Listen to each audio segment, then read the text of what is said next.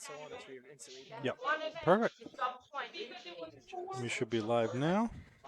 So go to YouTube, bring your mouse over here, click on Facebook, Yeah. and you can make the chat. So there is a chat here for YouTube for people that watch YouTube, and then here too. So refresh the page. On that, should bring that up. All right. Oh, where's my phone?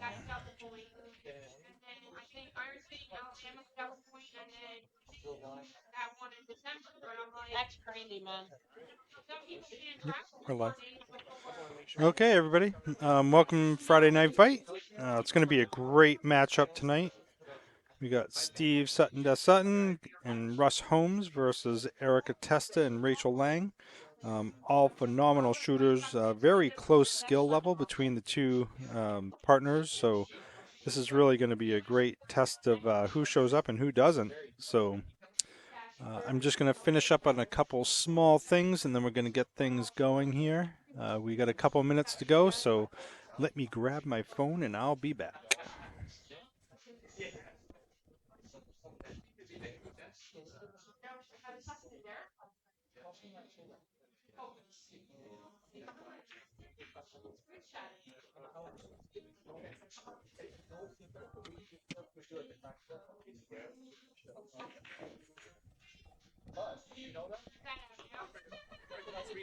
Yep.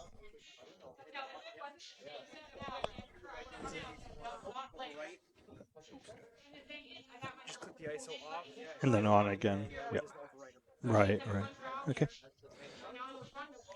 Thanks, man. All right. Just getting a quick tutorial. I've done this several times, so I'm pretty familiar with the process, but Steve's always more than helpful to ensure that nothing is missed. So no promises. Hi, everybody. Stuart Rainey here. I'm filling in this week for the Friday Night Fight. As I mentioned before, we got Steve Sutton, Russ Holmes versus Rachel Lang and Erica Testa. It's going to be a great matchup tonight. I'm super excited to see this. I'm just going to pull up the schedule here for upcoming events. So right now we're on 10-3. We're going to get Joe versus Jimmy Elsey. I'm not familiar with Jimmy. I think I know Eddie, but anyhow, 10-17, we have another matchup. Brady versus Xavier. And Max Light Hall. I'm not sure who that is, but I'm looking forward to seeing it anyway. That'll be awesome. And then again, 10-24, we get Steve Sutton back with Derek, the owner of Sharkies, Derek LePan. But anyway, you guys see it here. Let me get back to the program. Looks like they're handshaking now, so I think we're going to get things going here pretty soon.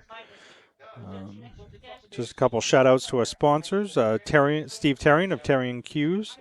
For all your pool cue needs, he's there for you. He does tips, does refinishing, he does wraps, I mean, you name it, joints. If you have a shaft that doesn't belong to the butt of the cue, he can swap out joints most times and get them fitted perfectly. So he does all the work on mine. There's some other great other cue makers out there too, but I only trust him with my personal equipment. Shout out to Steve. Terrian Cues. Give him a call at 603-973-3571. Speaking of Russ Holmes, he's playing tonight in the stream. Russ Holmes is the owner and operator of Integrity Foundation Sealing. For anybody that's got a basement or a foundation that needs resealing, if you have water leaks, you name it, he's a pro. He'll go in, he'll check it out, do a quote on what the job would be. Very good quality work.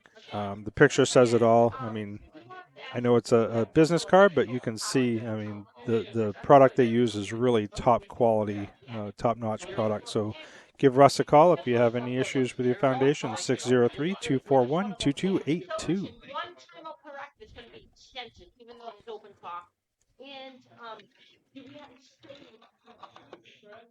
I think they're going over the rules now. Not 100% sure exactly what.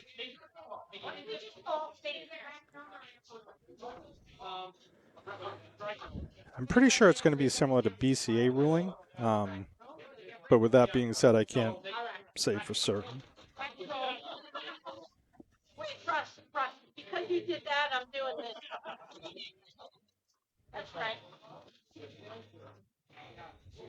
I'm just going to stick my head out real quick and ask them what rules they're going by. So give me 1 second.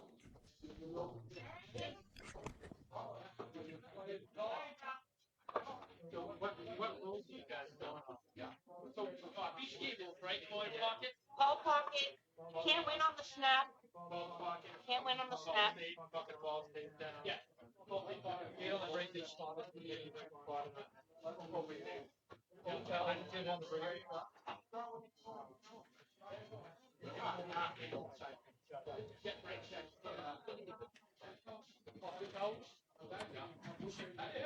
No, three color people.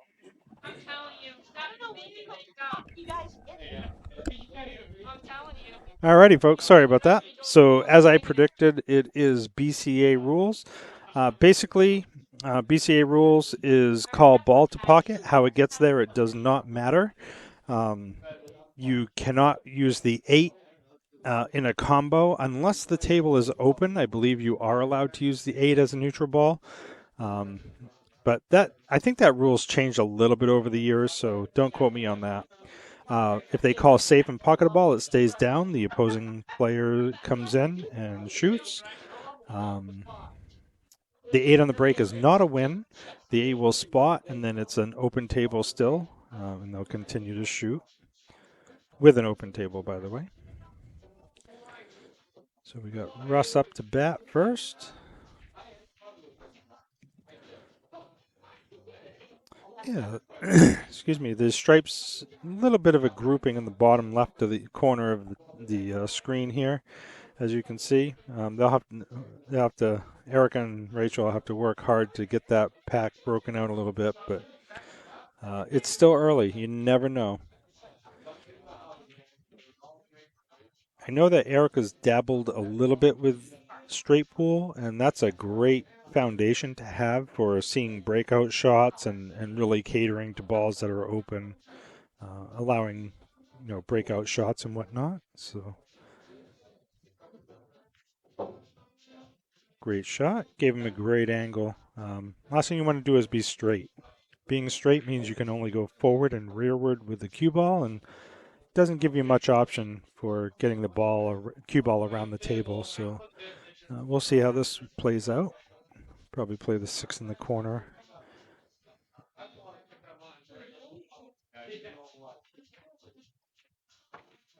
Ooh. So he hit that a little full. I think he was using a little English, hoping it would spin it in away from the 7, and he just clipped the edge of it. So we got Erica Testa up to shoot. Erica's a strong player. She plays in many of the WPBA tournaments and a lot of Brianna's tournaments, I know. So she's also a very good friend.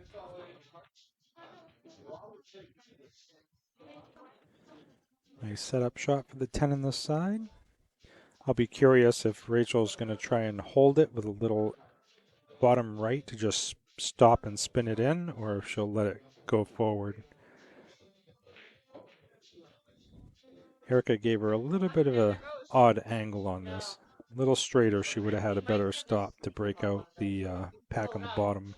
But we'll see if she can manufacture something here.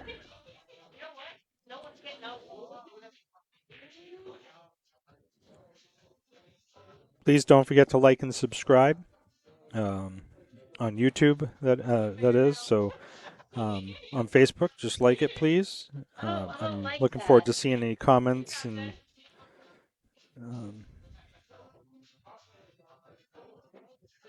Yeah, I'm wondering what she's looking at now. I wonder how that combo is for the 13-9, but it's a little precarious, I think. Looks like she's looking for a safety just to kind of break them out a little bit. But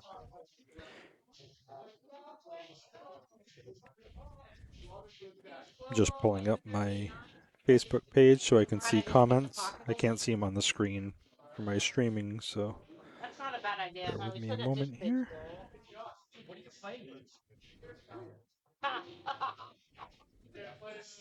slow.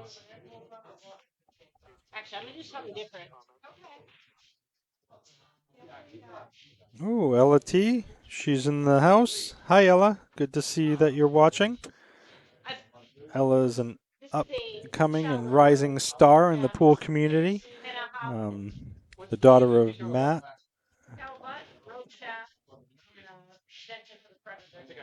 Ooh, that was an interesting play. So, Russ has the 2 ball. So I'm curious if he's going to go for that shot. I can't tell if he can see the 6 on the side or not. It's a very close shot. I don't know if that 7's just blocking his viewpoint. I'm trying to look through the glass of the window and I can't really make it out, but it is very close.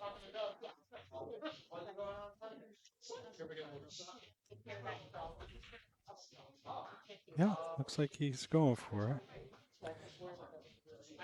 If he makes this, that'll be a powerful shot because that's one of the major problem balls in this rack. What a great shot. Oh, and he drew it perfectly. That was an amazing play. Let's see that replay. Boom. Brings it back, taps that ball out of the way, and has a great shot on the 3. That was the second problem ball they had. So, I mean, Steve's in great. He's in a great position here. What I would probably do is just use a little above center and just kind of pop it off the rail and bring it just past that 11 to play the 7 in the side. Oh, he shot it fairly firmly. I'm surprised he didn't go with a slightly safer route, at least until you get warmed up. But that's okay. He was feeling it, and sometimes that's what you have to do is play to how you feel. Steve's a phenomenal shot, so there's no question that he can make that shot typically. Rachel just played a beautiful shot as well, broke him out. So right now, folks, there's really no problem balls on the table. It's pretty much cookie cutter layout. Nice shot. Gave a good angle to get up for the 11. I predict they'll probably use the 12 on the side as the setup ball for the 8, but again, it really depends on how Rachel feels. I mean, she could potentially let the cue ball ride up to play the 12 to get onto the 11 for the 8 on the side. Yep, she's going to do that. She's going to go up for the 12. That wasn't a bad play. I like it.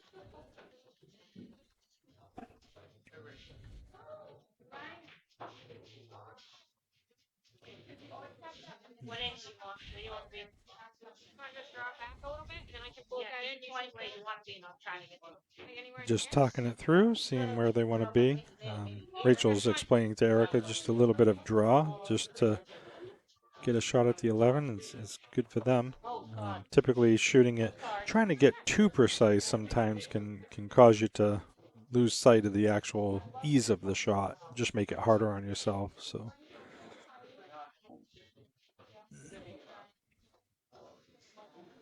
Rachel's weighing her options now for the easiest position setup, and I think just drifting it forward, getting it off the rail a few inches to play the 8 in the side is a great option. Ooh. Oh, that's unfortunate. Yeah, they were right there, and that's exactly what she did. She didn't overplay it. She just played it simple, and unfortunately just got it a little too full. But Rachel's a phenomenal player. A lot of respect for her game.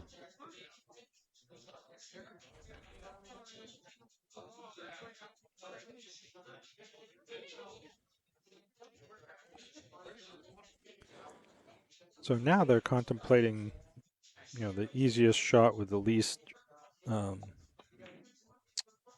Ooh, I think he missed it. Yeah, I could tell from the path of it traveling. That's too bad. Yeah, he just caught it a little bit too full.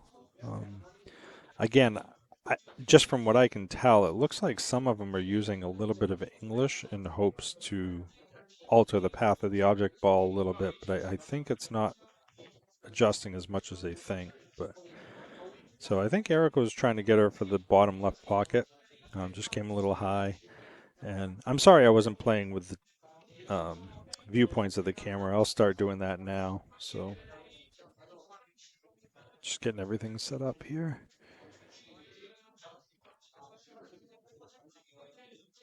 Yeah, this is an interesting shot here. I mean, it's definitely not an easy shot, but it's a makeable shot. So she could choose. She could elect to go to the bottom right or top right corner. I think I would go bottom right corner and just let the cue ball travel around the table, bring it down like near behind the 3 ball, just as a possible defensive shot, just in case.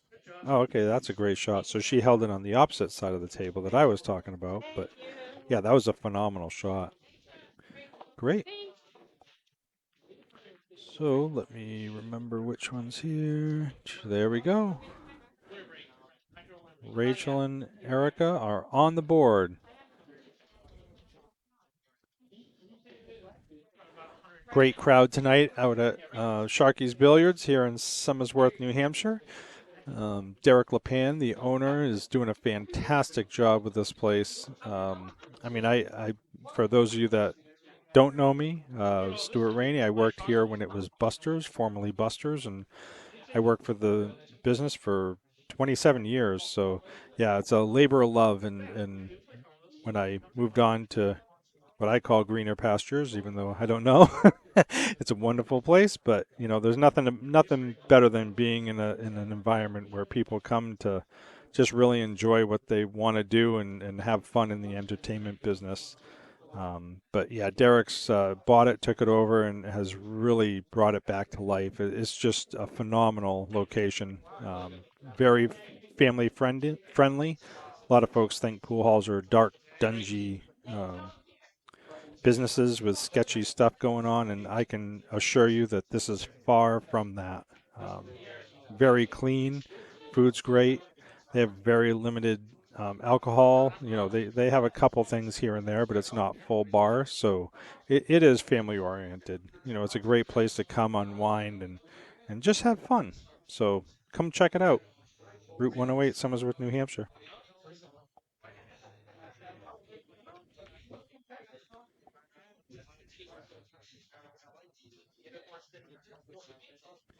All right, let's see what they got. So Rachel's up to bat here. Ooh, she was stretching a little bit. I saw that too. I was wondering if she was going to stop and grab the bridge or not. But again, it's how you feel, and her being the caliber of player she is, if she feels she can make it, there's typically a good reason for that.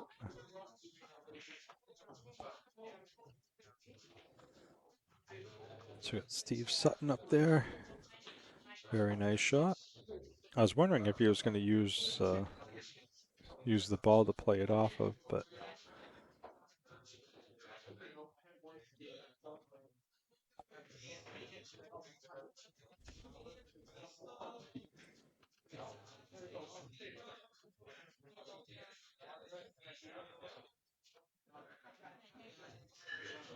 looks like he's going to play that 14.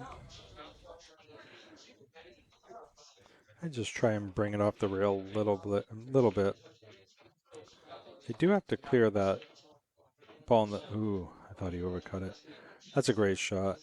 I mean, of course, the only shot here is to get that 15 out of the way. He's got to clear that pocket because without that pocket cleared, it's really an obstruction to run the rest of the balls. So, what I would probably do here is try and cheat the pocket a hair, hit the left side of the 15 with the right hand English, and get it to spin behind the 13, like between the 13 and 7. Ooh, okay, yeah, he stopped it. Pretty much to play it in the side pocket. So that's another option. Unfortunately, he kind of got the wrong angle. So now Russ has really got his work ahead of him. he could play it with a little above center, come down to the bottom middle rail, and then go back up. But that's tricky because now you're going into a cluster of balls that's tied up, and it's really hard to control what it could be doing. That's exactly what he did. He tried to shoot it with some force to go back and forth. And that was a really good attempt. I've seen Russ play. He's a great player as well. I mean, all four of these players are extremely skilled. And, Russ is a very methodical player.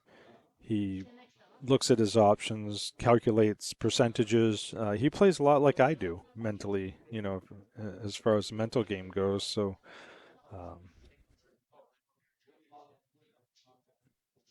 that was a good attempt.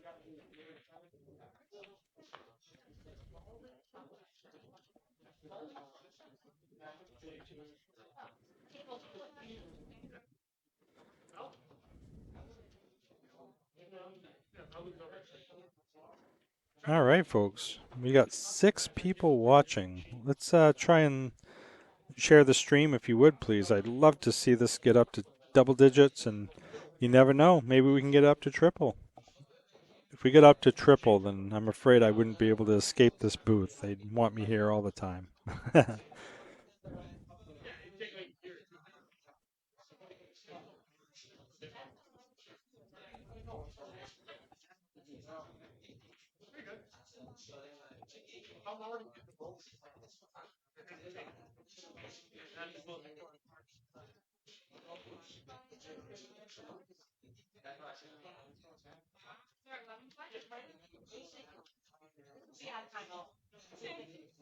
It looks like they're taking it. Okay, so I heard her say timeout. So they are doing a timeout. I don't know if it's a limited amount of timeouts, like one per rack, or something to that extent. I can find out the details of that shortly. That is a smart idea to do that, though. You can play the safety and just like try to They have a limited amount. Otherwise, people could just consistently say, do this, do this, do this. And leave it up there and make them have to. I don't like taking too many timeouts, because then it kind of gives the other person a sense of non-confidence, They lose their confidence in shooting when they keep being told, do this, do this. They'll start relying on that.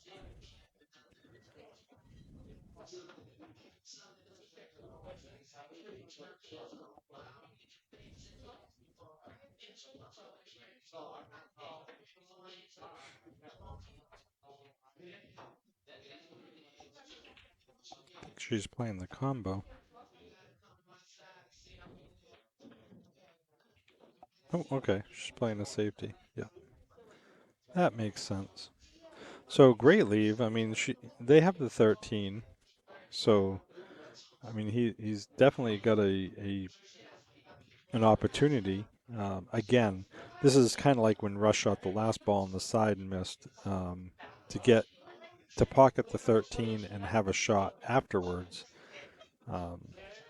is really tough from this position. But, it looks like he's playing the 9. Is he playing the bank shot on the side? Yep, looks like he tried the bank shot on the side. Ooh. So in BCA, even if it went a couple rails like that, if it still went in, it would have counted. Unfortunately, he hit a little firm, so it cut short, hence the reason it missed. But that was a good try. That was a little risky for me. I tend to play a little more conservative, so I probably would have gone for the 13. That was a guaranteed open ball to make, and tried to come around table. But again, everybody plays different, folks. That's what makes this game so wonderful, is everybody has their own style. Mr. Phillips, good to see you, my friend. Billy Phillips, great friend. Very knowledgeable pool player as well. Frank Flig, good to see you. Starting to get the comments in here. Karen's watching with us, Karen Clark. She shot phenomenal last night in league. She's on my team, so yeah, it was a pleasure seeing that. she was one of the only ones that won the matches for the night. So kudos to her.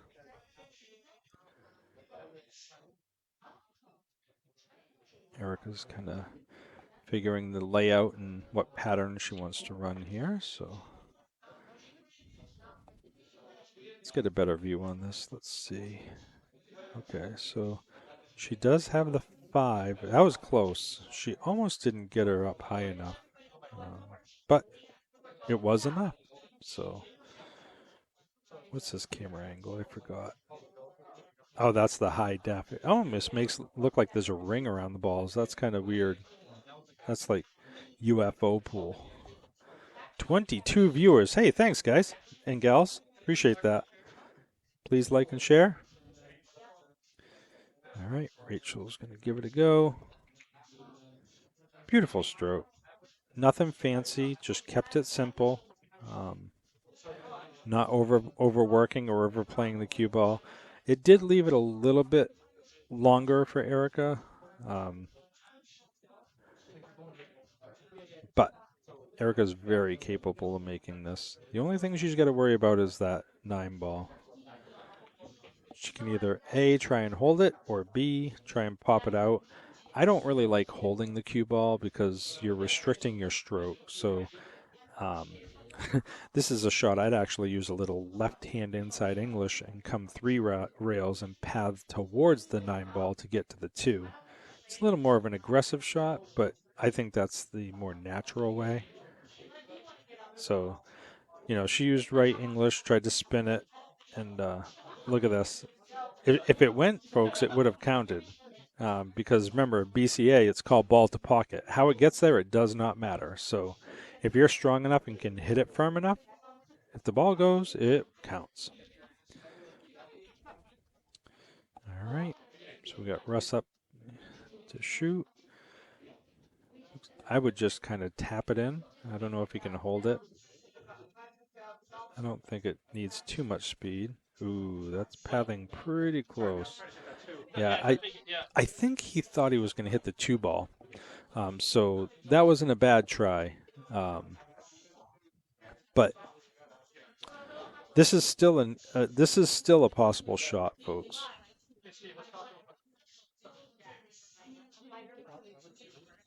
Zach has just joined us. Hello, Zach. Good to see you, my friend.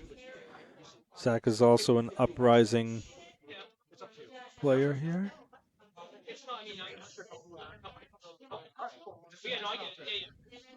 Just because that ball's a big ball.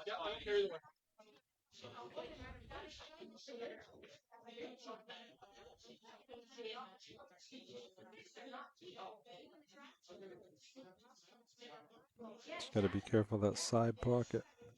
Oh, what a nice try. That was so close.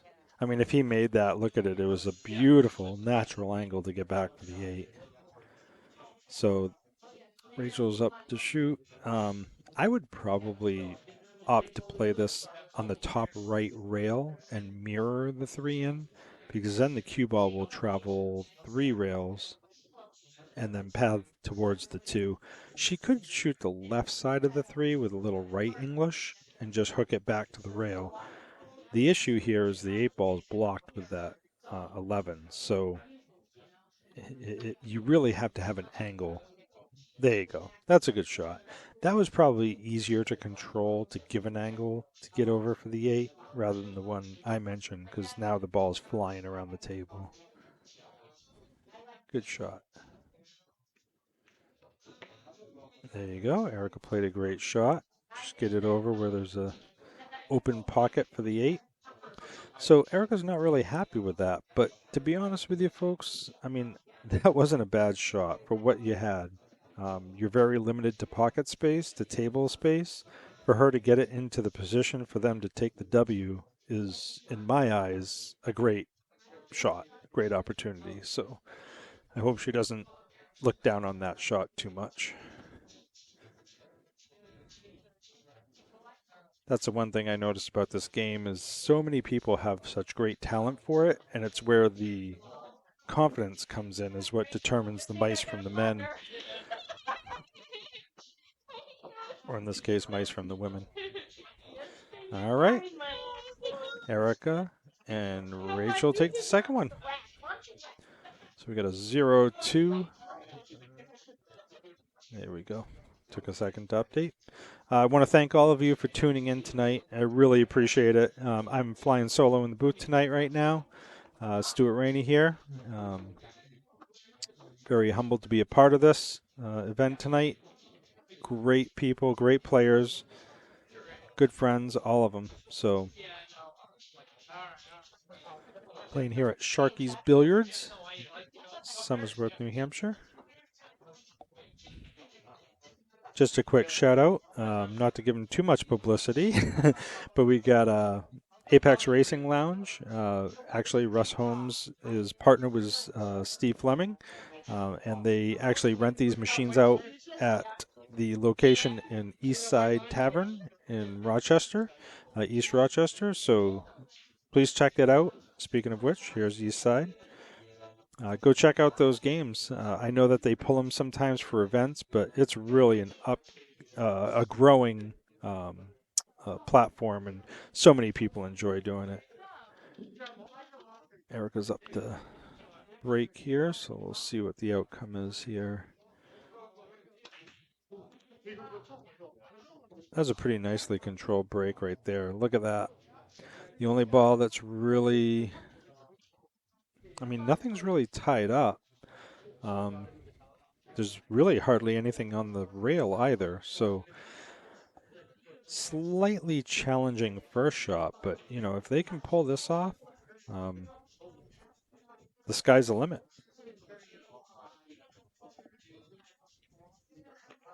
There you go, Erica. What a beautiful. Oh, actually, I'm sorry. That was Rachel. That was a beautiful shot, Rachel.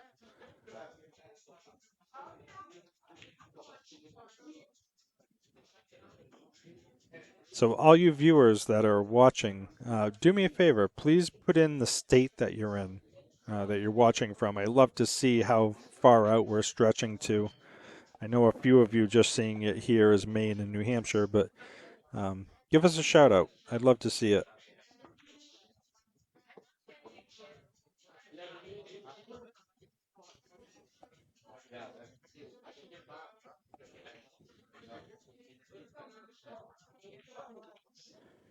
And there are a couple spots open for the Friday night fight that are not filled in yet. So if anybody's interested in setting up an event or a match, reach out to Chris Freeman. I don't have his phone number with me, but you can call Sharky's and set that up, or I'll get you Chris's number in just a minute.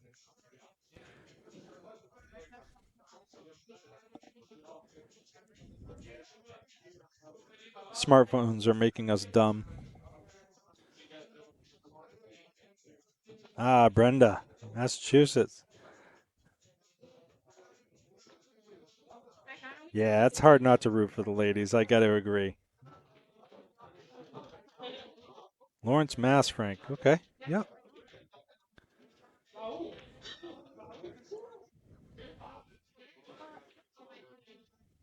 Not to put Derek on the spot, but I just talked to him last night about back in the day we had a little event that we put together called the Four Tour, and it was just kind of like four pool halls that kind of had a friendly challenge with each other. Like once a month they'd have a tournament at different locations, and it was kind of a traveling tournament. Nothing elaborate, but yeah, it would be nice to see something like that come back, just to add a little friendly competition back to the sport.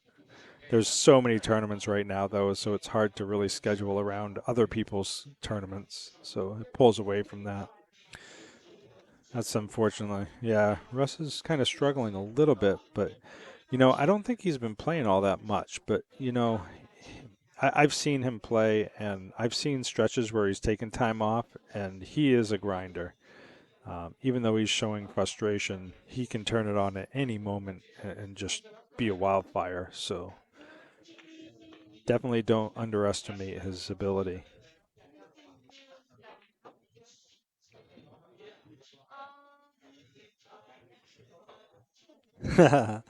Funny, Zach.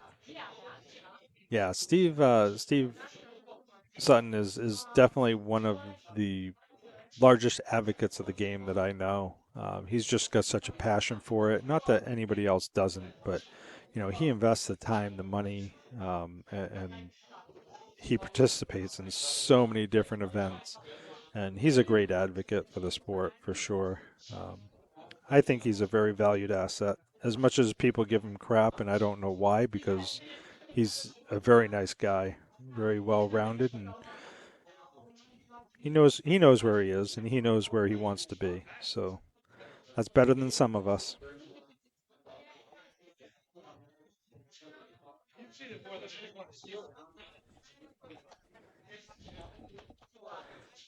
Awesome. So we got a nice little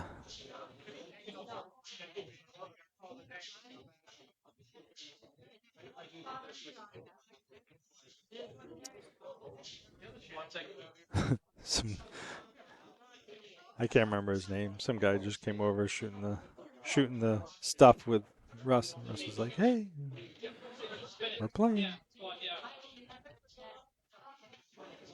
I don't know if they're playing for jelly beans or not, but I think there is a jelly bean wager on this, so we don't advocate gambling, so that won't happen. We got 23 people in the stream. Awesome. At least we're up to the double digits. It started slow. I know Friday night's hard for a lot of people. People go out, they want to do stuff or be with family and stuff like that. So I really appreciate you folks taking the time to tune in and sharing your time with us. It really means a lot. Thank you. That's a great shot, Erica. Got it right over for that 6-ball. Boy, she's looking great here. I mean, I would definitely play the 6 on the side because you have kind of a big pocket with that 13 there. And then if you play with a little bit of left English, she could probably pull it back up to bring it out either for the 2 or the 7. To go from the 7 to the 2 would be a little more challenging, but this is one of the, see, she's looking at that. I think she's favoring the 13. That's a great shot.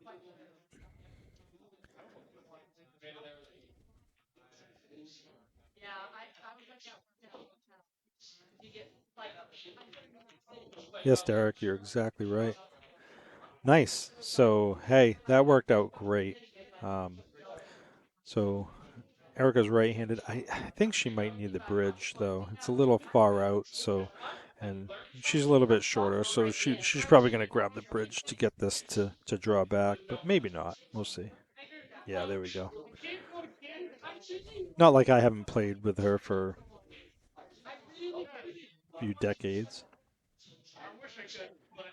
I know Erica's game very well. She's a very strong player. She also invests a lot of time in her craft.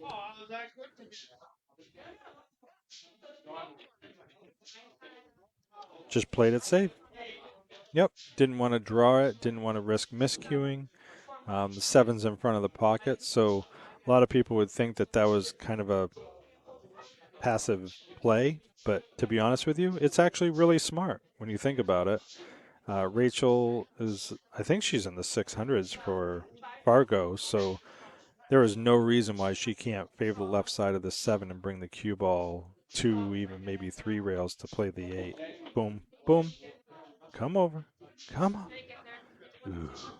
I don't think she came over far enough, but you know what? Erica may have a decent mirror shot on this. Let me see if I can get a better camera angle here. Yeah, we'll look at this one. She might even have it right in. I can't tell. Let's see. Shh. Oh, that's unfortunate. Wow. That's too bad. Yeah, it almost looked like she could make it right in. But... Hi, Rochelle. Rochelle Rainey, my beautiful bride. She's tuning in with us. Rochelle's really been working on her game a lot, too. We didn't play so well last night, but boy, she's her strokes are coming in. So any of you other lady players out there at WPBA, watch out. She's coming for you.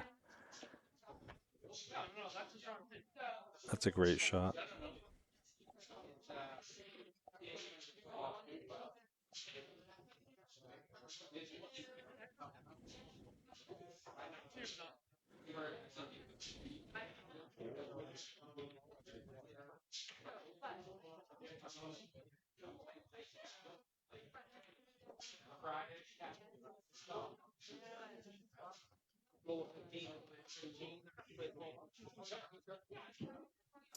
So I think what they're kind of contemplating is that 12 ball. I'll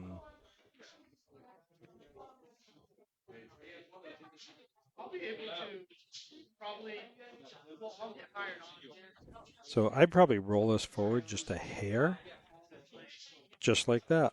Gives an angle to play the 13 and bring it back. Try and play it so it doesn't quite make it to the 8, just past the spot, between the 8 and the spot, or a little further near the 8, I should say. Play the 12 all the way up in the corner. That's what I would attempt to do.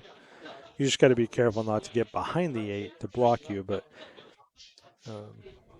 you got to take what you get. You can't fight physics. Just let the ball roll the way it wants to roll, and just focus on the speed, and you should be in good standing.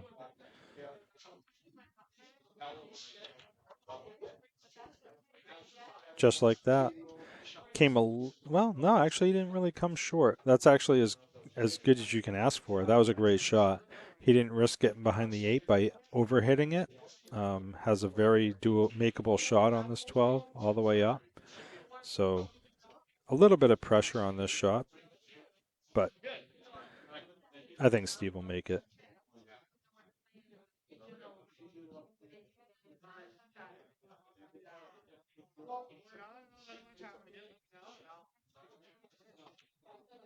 What a shot. I could tell as soon as he let go. Such a beautiful stroke. He kept his head down. Some would say that was a professional shot. Hi, Joanne. Hello from Connecticut. Joanne's joining us. Corbett, thank you for joining us. I appreciate that. It's amazing to think of how social media can connect everyone from such far distances and locations. Great shot. Nice shot, Russ. All right, so they're on the board, ladies and gentlemen. So this isn't going to be a washout. So we got a 1-2 race right now.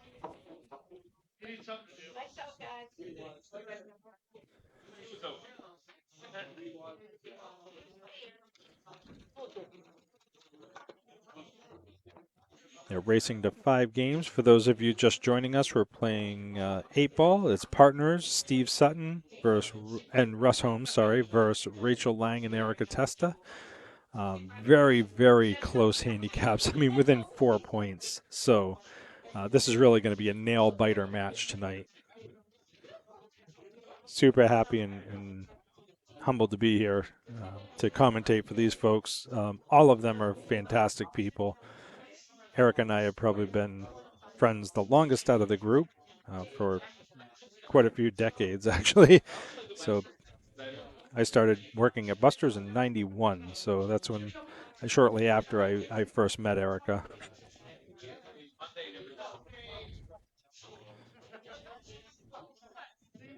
Got 23 people watching.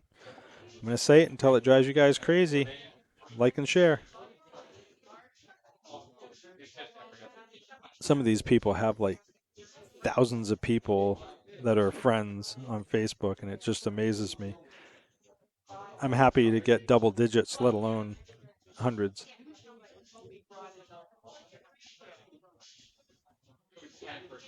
All right, Russ is going to try that 12 in the side, it looks like. Oh, so close. Just caught the point, just a hair.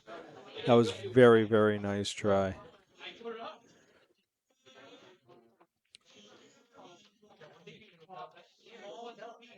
So I was distracted from the screen. I forgot. I think that was the break, so it should still be open. I don't remember. That's all right.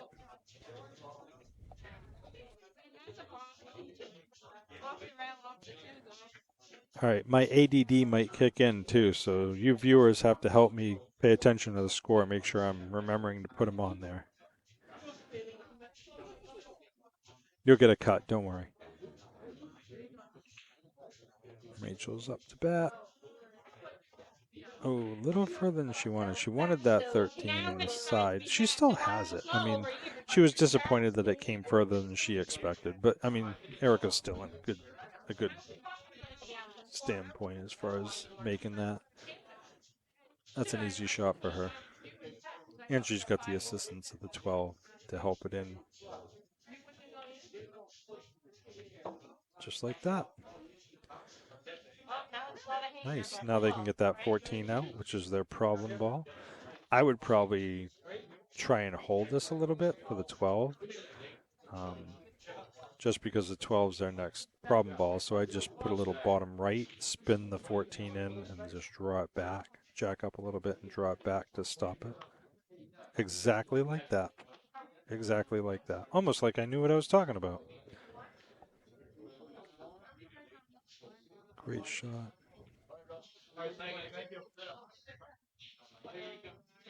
So Erica's got to play that 12 ball now. So what she's looking now is what angle do I want to be on for the 9, which, of course, she wants to put a little bit of follow on this, just a hair. She doesn't even really need English to coerce the cue ball. Just follow will naturally bring it over below the 9 to give an angle to get back up for the 10.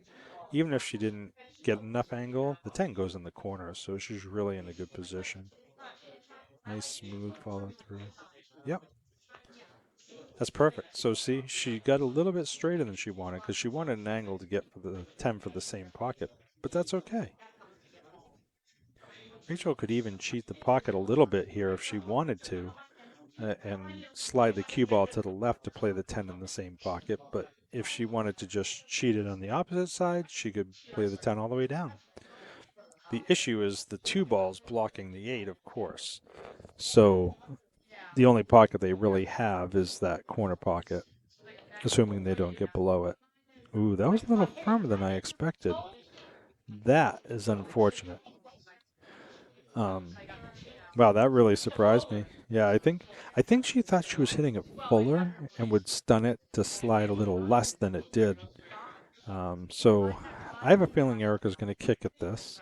The issue with kicking at this is even if she makes it, they're not really going to have a pocket for the 8 ball. But I don't know. I mean, you have to try and make it, right? If you don't kick it to make it, then what else are you going to do?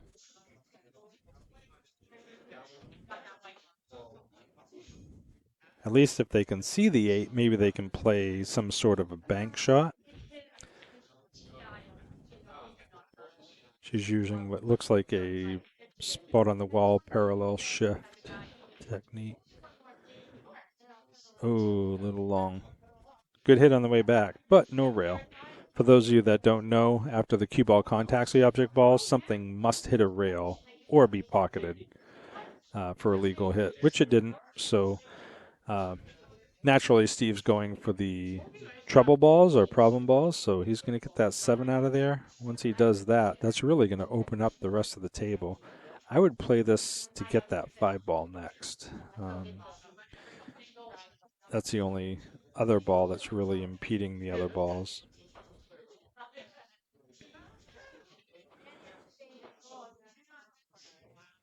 Oh, he called. I didn't hear it, but he called safe. So he called safe and pocketed the 7.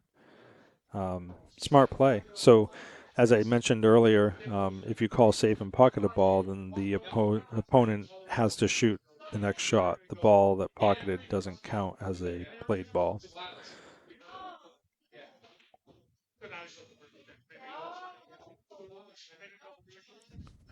Dick Weber from Salem, New Hampshire.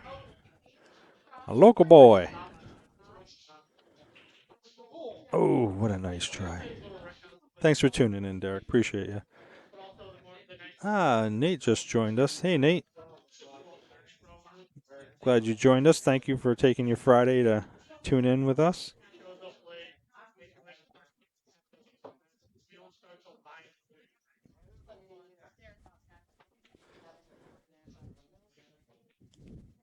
I know you guys just got here, but if you don't mind, like and share. All it takes is a little push of your button, and it really means a lot to us. Kind of adds fuel to the fire, you know what I mean? we love to do this. We love commentating, and to see the results really show through the screen with those numbers on the top. It helps us to continue to do what we do.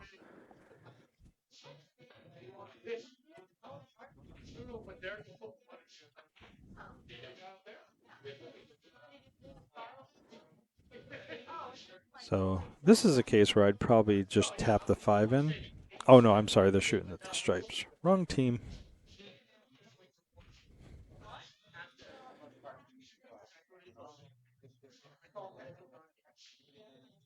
Yeah, this is a tough one. She's going, looked like she was looking at the 2-rail kick. I think the pocket might be just in the way.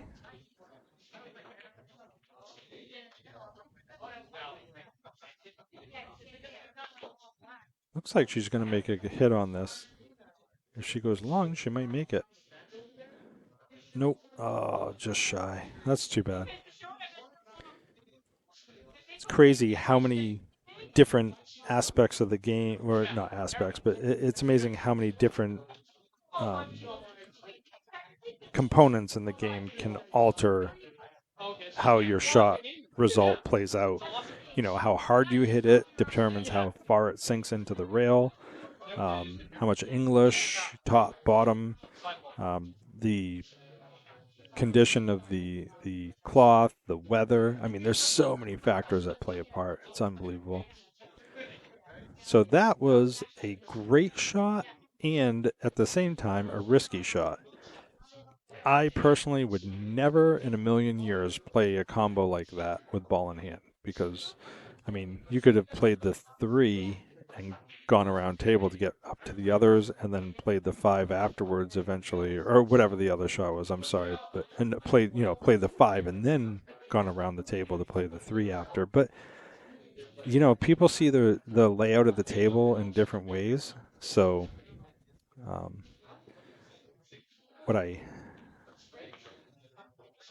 that's another example of different mindsets. My mindset was to play the 3 to then only have to work on one end of the table to get to the 8. The way they played it, they have to go back and forth now, moving the cue ball more distance.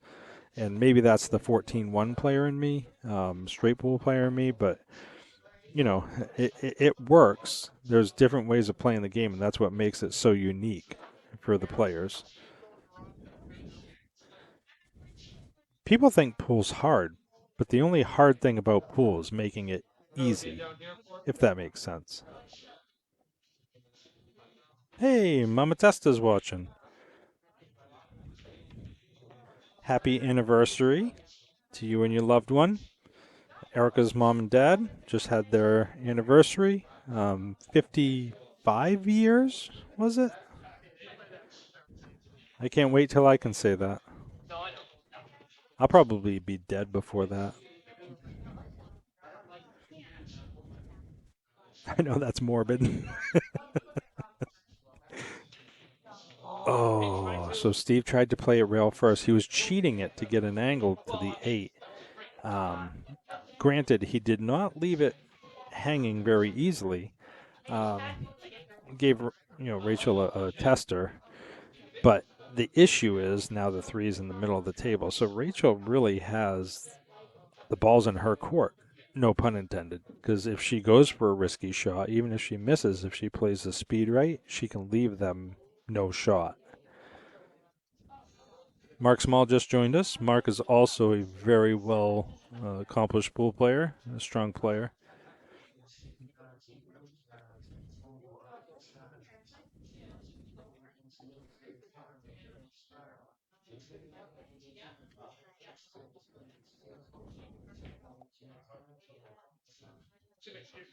It's awesome to see all these names coming in. I don't see half of these people anymore because I don't get out much. My wife and I just bought a house, so we've been super busy working on that, trying to get it up to our standards, or minimal standards, I should say. Okay, so she chose to play it safe, literally. Just leave them a difficult shot. I probably would have gone for it. Yes, Safety Stu is saying I would have gone for the shot. That's so weird, huh? No, but all seriousness, again, like I mentioned before, there wasn't really anything. Um, there was no real risk to trying to shoot it, but there was always a reward because if they make it, they had the 8. But that's just my opinion for what it's worth.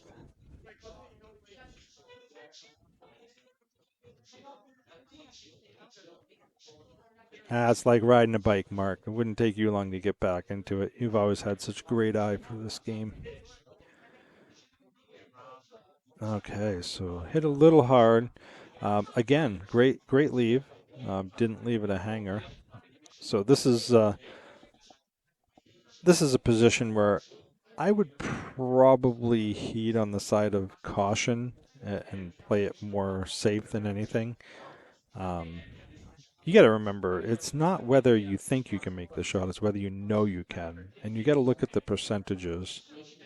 So if you go for the shot and miss, is it a sellout and is the other person pretty much guaranteed to win? Or, can you heed on the side of caution and play it like that? That was a textbook shot right there. That was a very good shot. It didn't look difficult on screen, but people got to realize, like I said, there's so many factors that play a part in the outcome of the shot. And she played the speed right. She played the English right. Put the cue ball exactly where she needed to give them a challenging shot. We'll see how Steve does with his jump cue. He's going to try and go airborne over that 8 ball. I'm getting my replay button ready just in case. Oh, I'm going to do it. Watch this. Boom. What a shot. That was a fantastic shot.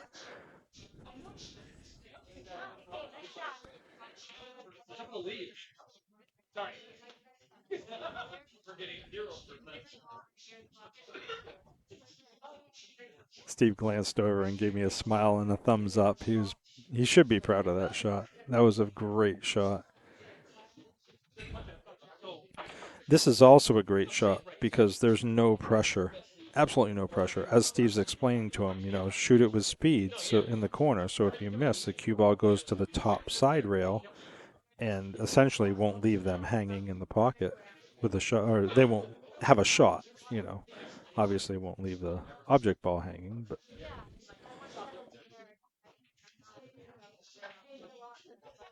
we're still at 23 viewers. If just one of you would like and share for me, it would mean everything. Wow, that was creepy. I don't know why I whispered. I feel like Biden. Great shot.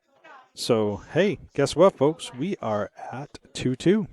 So, I knew it was going to be a great matchup tonight. Come on. Update score. Maybe I didn't hit it hard enough. Let's try it again.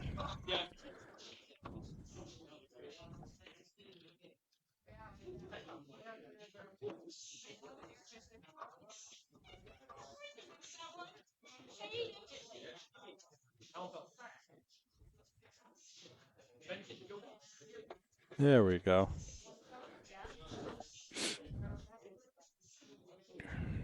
All right, 2-2.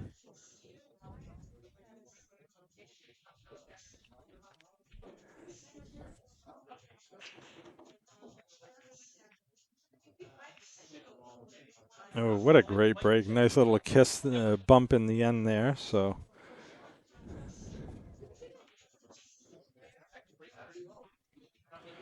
Russell Holmes, the man with a master plan.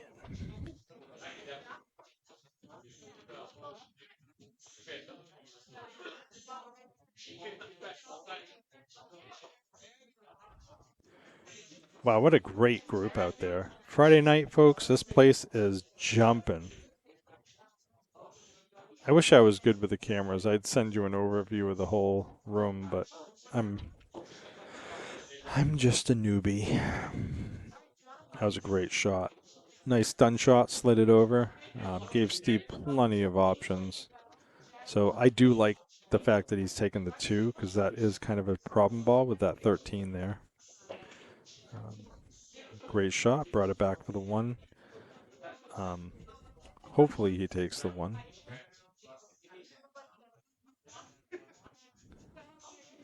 So it's kind of a stretch shot, but he's tall. I think he'll be okay. Yep. Easy. Left him a teeny angle. That's all he needs. Get up for the 3 in the side. That's what I would play it for. Get a cue ball up near the side pocket. Yeah, he put a little bit of spin on it, which is perfect. Gave a natural angle to go up for the 3 in the side. Slide it down between the 4-6 to the rail.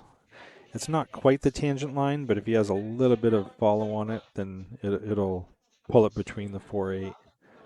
Just got to have a very little bit of, oh, he missed the shot. So he was really focused on the position over the shot. I do that a lot. You know, it does happen even to the best of us. So, or in my case, the worst of us. You know, you line up, you know where you want to be, and then you're thinking of the position, and you take your eye off the object ball, and all it takes is that small amount of, unfocusedness, if that's even a word. You know, being unfocused, and that will really throw you off. Just enough to miss it, like he just did. So that's unfortunate. The fortunate thing for Russ and Steve is Rachel and Erica do have that tied up group, what she's looking at now, the 10 and 15 in the top left. So they'll have to figure out how to get that broken out. I don't know if she's going to try and play the 12 to get above the 9. Oh, no. Okay, she's not. She's playing the 13, it looks like. Yep. Oh, she's playing a safety. Smart. Okay. Yeah, that was a really smart play.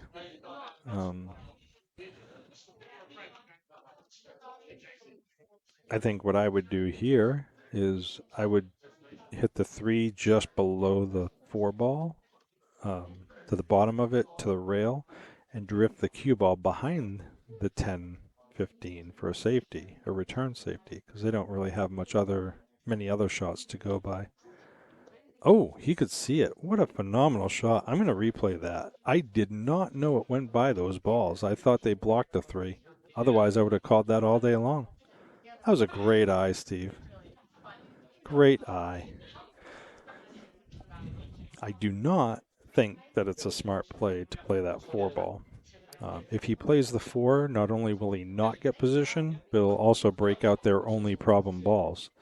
So, if anything, I would tap the cue ball into the 6 and just play a very modest safe.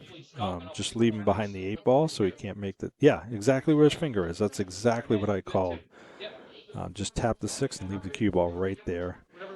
Even if they make a great cut shot on the 9 or something like that, I mean, they have to work hard on getting that ball, the problem balls, broken out. So, yep, looks like that's what Russ is going to do. Tappity tap, like Cappy Gilmore says. Tap it in. That's a great shot. Even though it kind of bumped it again on the way out, that actually helped him. So that was a beautiful shot. Smart play.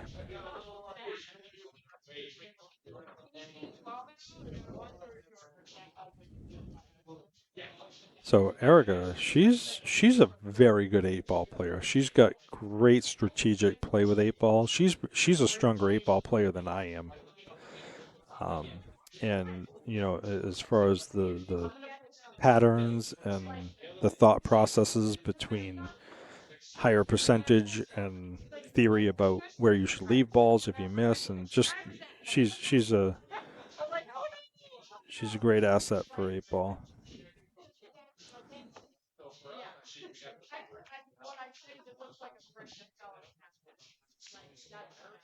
See, that's a good shot. So the only thing I didn't like about that is she wanted to be on the upper rail, like as close as possible, because now it gave them the opportunity to play the 4.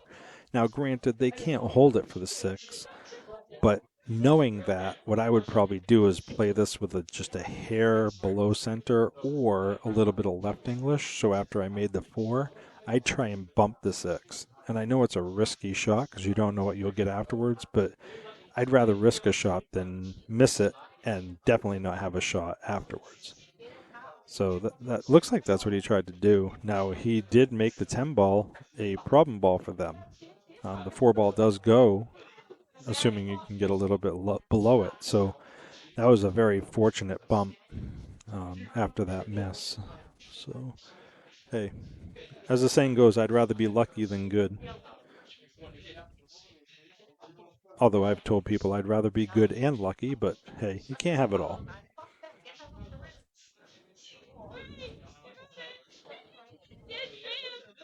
Hey, Bill, where's Linda tonight?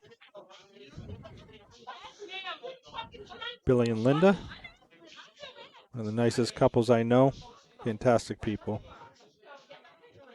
And great pool players. That's a smart play. I figured she'd do that. With only 2 balls left on the table, you really have full control over, controlling the table. And it's funny because I preach that to Rochelle and some of the other teammates when we play. I always talk about rule number 1, and that is be in control of the table. Doesn't mean making balls. Doesn't mean making safes. It's just be in control. Whatever you do, don't do something that will make you question what will happen after. That was a phenomenal shot. What a great shot. I'm going to replay that. Hopefully I catch it in time. Yep. Look at that. And he got a great shot on the 4. I know it's a thinner cut than he would have wanted, but you know what? Beggars can't be choosers. See, I would put a mess load of inside English on this and just go for it. Me of all people. I think he's going to try and bank it, but I don't know why he would do that because the cue ball is going to pad. Let's see where the cue ball went by banking it. It really didn't benefit him to attempt that because Russ wouldn't have had anything afterwards the way it was pathing. I think he wanted more bottom on it to try and go to the top rail, the bottom left rail, and then to the bottom side rail, 3 rails up with a cue ball, if I didn't confuse anyone. But I think I confused myself. Okay. Here we go. Russell Holmes is up. Time to do a little mathematical equations here. He's going from the corner pocket, top corner pocket, left, to the middle diamond where the red plaque is. Drawing a line across the room, finding his spot, and then he's going to aim for that spot. I wish I had the pointer to explain it a little better, but he's basically using what's called a spot on the wall technique, I think. Tom Rossman, either Tom Rossman or Grady Matthews was a big advocate on spot on the wall back in the day. Oh, look at that. 13 right in the way. Yeah, he wanted to try and go rail first on that, but that was a great try. If that ball wasn't there, he would have hit it. Guaranteed. So now that it's Rachel's, definitely play the 13 in the top left corner, stop it for the 9 in the bottom right corner, and that gets rid of your problem balls. Ooh. No. I think she's going to play the 4, call safe, and draw it way back to the bottom rail. But, I don't know why she's doing that, because yeah, that's what she did. But she gave him an out. She gave him a piece of that 8 ball. I would have played the 13 in the top left, stopped it, played the 9, and then that's open for the rest of the table. Not saying safety play isn't good, because everybody knows that that's a strong part of my game, but you should only play safe when necessary. When it comes to a run out and you have it, you got to take it. Yep. Ooh. Curse the narrator. I thought he had it. Well then, they're fortunate to get another opportunity at it, so we shall see.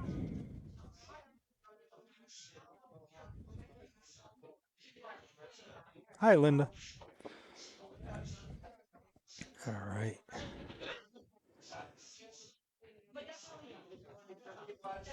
So Erica's up to bat.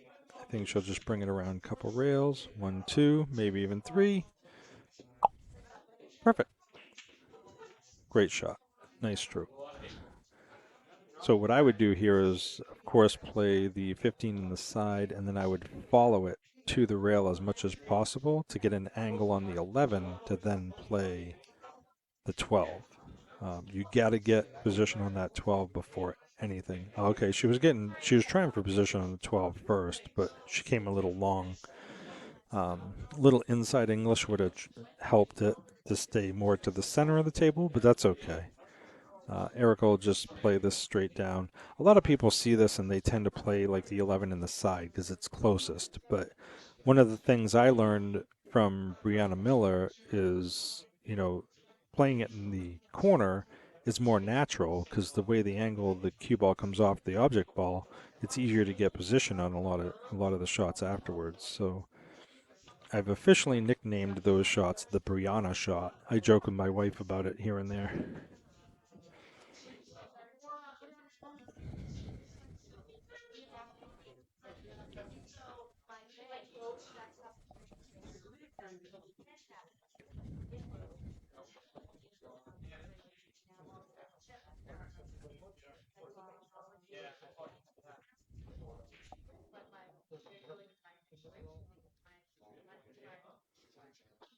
So my view count has been stuck on 23 for like a half hour. I can't believe it hasn't gone up more than that.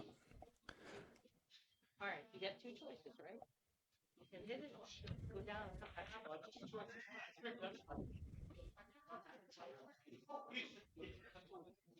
Yeah, I mean, but you can do this. You're just gonna end up back here, which is fine too. Does it go here? I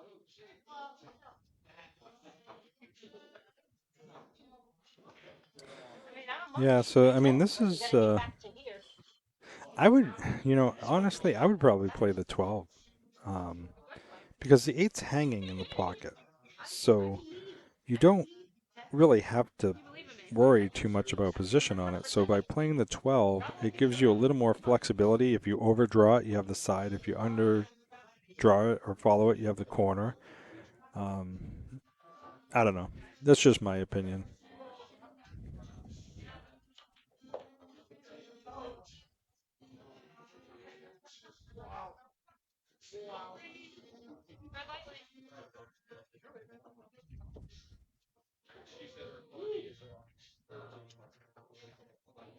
That was close. All right, let's see what we got here. Just tap it in. There you go. All right. Not to curse anything, but I don't think I will by saying that this is likely a done deal. Favor the rail over the ball and she'll be good.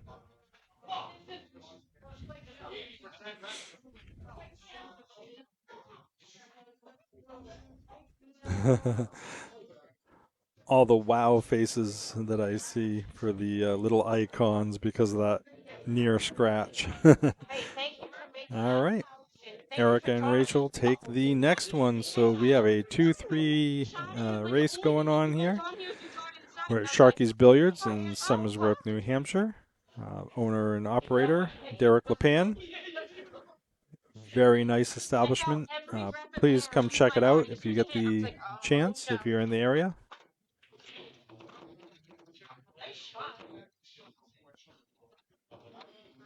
Not built for this. Me either. Oh, right, by next year. Move up here, and then you can do this all the time. Don't tempt me. We're already looking. And sorry about that, I didn't do the sponsors. But in addition to Steve Terry and Terry & Cues, we also have Just the Tip, Cue Repair and Custom Accessories, JT is a great guy. I've known him for quite some time. Quality work as well. I don't do as much work with him just because he's not as local as Steve is, but I've seen his work, and he sets his lathes up at many tournaments and events, and he's just a class act guy, so don't hesitate to check him out or give him a call if you need any assistance in your area. His number is 603-231-8035. Got the break here. Erica just broke. So the 8 on the break, the 8 was moving to the corner, but the 8 on the break is not a win. It's spots with ball in hand, open table. Brian Chansky's with us. Brian's a great shooter as well. I've seen him up and rising over the years, and I took a little bit of a break and came back, and his games excelled quite a bit. Great guy. Don't tell anybody.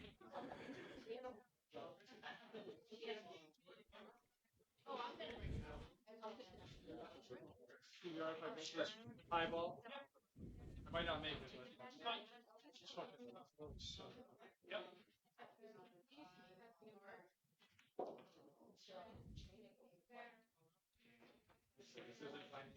Yeah, that's awesome, Frank. Thank you. Yeah, they do a great job. They do a really great job of maintaining. Ooh, that was a close one. Of maintaining the equipment. It's always clean. Balls, they wash the balls every night, making sure that they're fresh to go in the morning. So.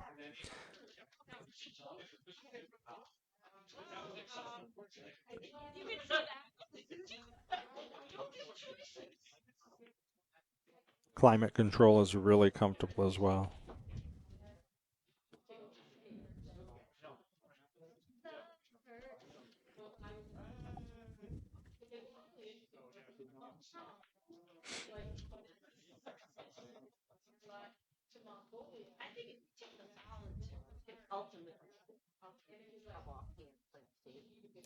Not really sure what they're discussing right now, but I mean, obviously they have to work on getting that out of there somehow. So it is a risque shot with that 8 ball sitting right there. But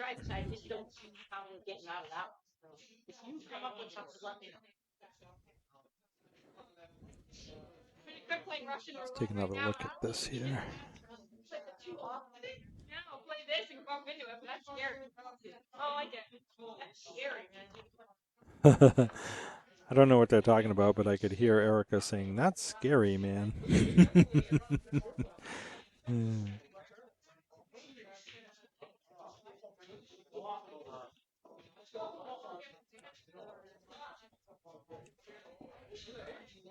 Looks like she's going to play the 2. I think she's going to play the 2. Oh, okay. She didn't play it off of it. I thought that's what she was originally saying, but to play it off of it would have been a risky shot for sure.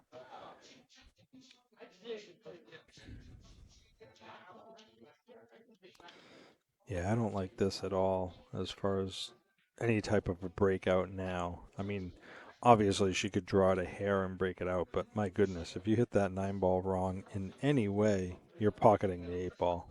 So I wouldn't even attempt to break it out here. If anything, I would try and get down. Playing safe. Yeah, I think she's playing a safe. I'm not sure about that one. Yeah, I don't know. I'm confused with her thought behind that one because it more or less just gave them a clear shot at the 10, and maybe she was trying to get down to the bottom rail and just short stroked it. I don't know. I was going to say I'd like to be in her head to know what she was thinking, but trust me, I don't want to know what Erica's thinking.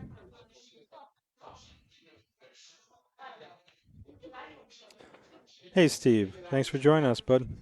Schedule for Friday Night Fights is as follows. We'll just do a quick insert here. I can't stay here long because we're in the middle of the match, but I'll pull it up again in a little bit if you didn't catch the glimpse of that. Hey, David. Thanks for reaching out. Thanks for viewing. Appreciate you joining us. David Holmes. Are you Russ's brother? I thought he's mentioned you before, but I can't remember. Yeah, I know. Yep.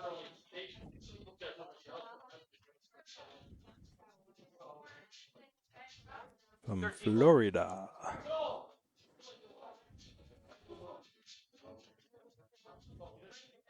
Gonna sneak by that 5 ball. See, he's starting to wind up. Yep, played it off the 5. No. Ooh, that was so close.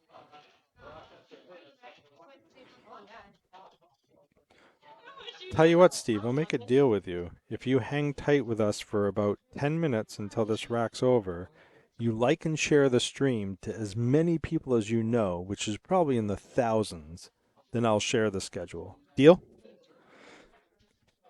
All right, cool. So Rachel's up. Still looking at that 9 ball. I mean, that is definitely a shot in contention. So,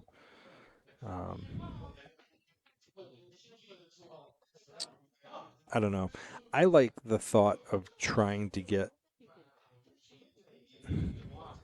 Yeah. I mean, there's so many variables and ways of going about it. I love the thought of trying to get like between the 7 and 6 to play the 7, and then shooting at the 6 to follow into the 8, 9 to break it out. But if they start picking away at their other balls, they're going to lose options as backup shots. So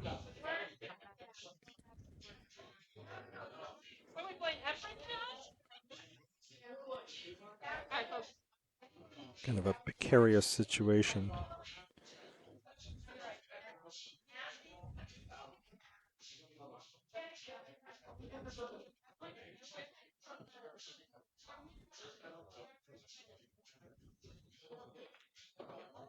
So interesting. I don't know if she was trying to do the same thing Erica did previously. We're trying to leave it on the bottom rail and just overhit it. I don't think that's what they were trying to do because of the amount of speed she hit it at, but I don't know. Maybe they're just trying to get the 1 ball down there to give a breakout ball for the 8. Hey, Bud Rubidoo. How's it going?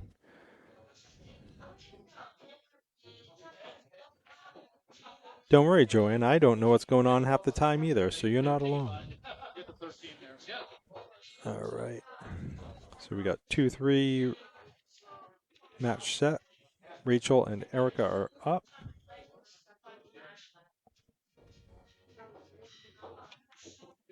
Almost.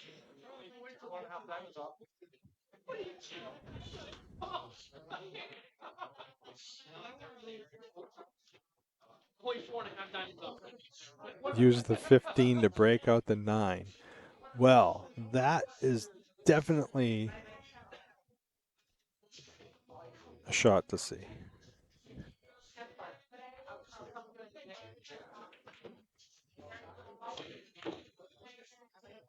Okay. I'm telling you, folks, they're minimizing their options here. So they're making great shots, but I don't know how that's going to bode later on in the match when it gets to the point where they have to get that 9 out of there. I really like the thoughts of trying to get it out early. Kind of a risky shot, but they could probably tap the 11 in the side and then go for a bank with the 14 off the 8. But again, I mean, you're talking such a low percentage. I mean, if it works, it's a great shot, but if it doesn't, it's a sellout because now you're opening it up for the opponent to run out. So that was actually a great shot too. Took over the pocket. So I don't know if that's what his intention was to kind of cheat it, to leave it difficult, but whatever it was, it worked because now they have control of that end of the table for now. Unless she can get between that 7-6 and play the 6, but then they have the 7 to contend with. So that was actually a really good play. I mean, nothing says that Erica can't play their 11 with another ball. It looks like she might actually be shooting at the 6 or 7 to get them out of there. I mean, I suppose that might not be a terrible idea, but I hate the thought of giving control back to the opponent because, with an uncontrolled result, because that's just risky. Oh, Dave, you're Russell's father. Okay.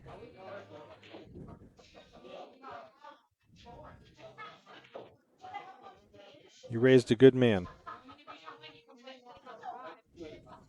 Most of the time.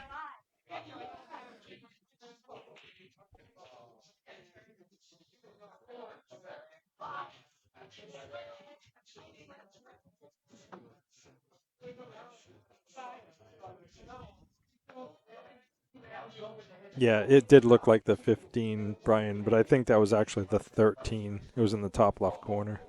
Yeah, the color is a little hard to tell on the screen sometimes. Look at that touch. Okay. Okie dokie.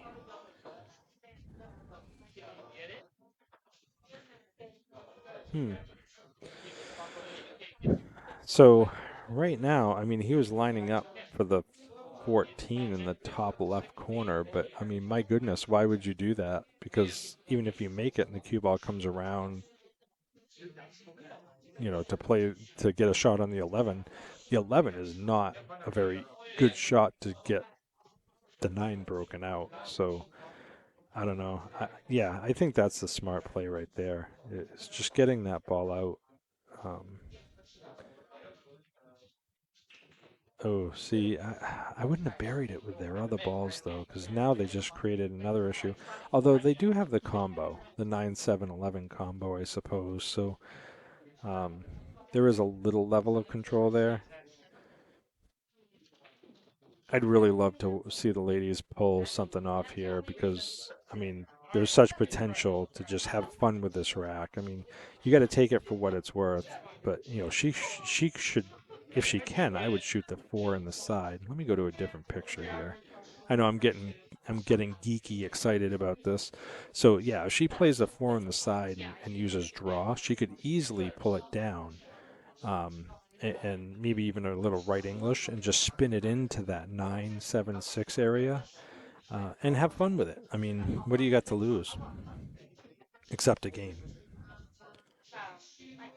Hey, Chris Obie joined us. Awesome. Hey, Chris. Good to see you, my friend. Chris Obie is a very good player as well. Good friend. Known him a long time.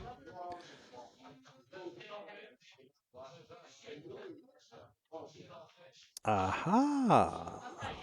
Smart. Yep. So she just played the safe. That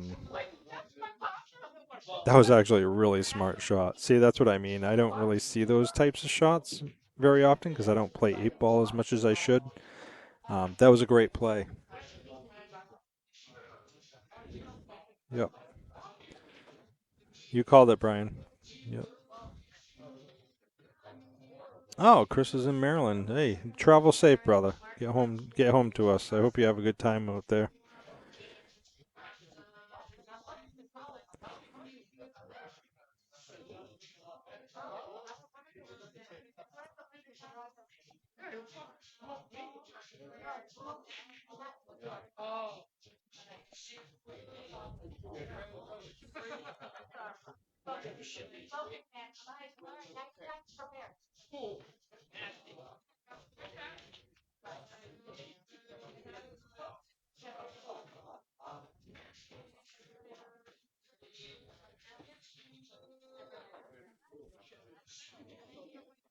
Just got a message. My wife's going to be heading out soon, so.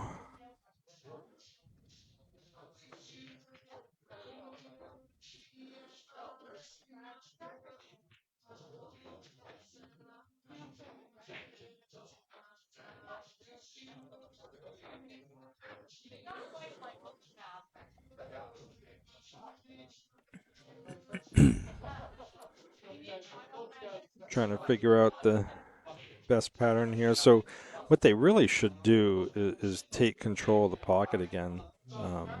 So, I mean, what I would probably do is cut the 14.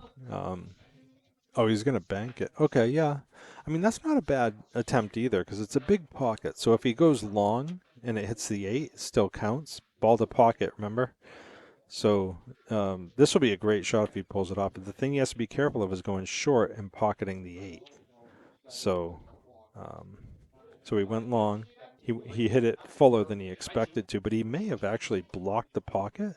Let's check a different view, see what it looks like here. No, it looks like it can still slide through there. Or play it off the back of the 14. So, yeah, that's not really blocked too much.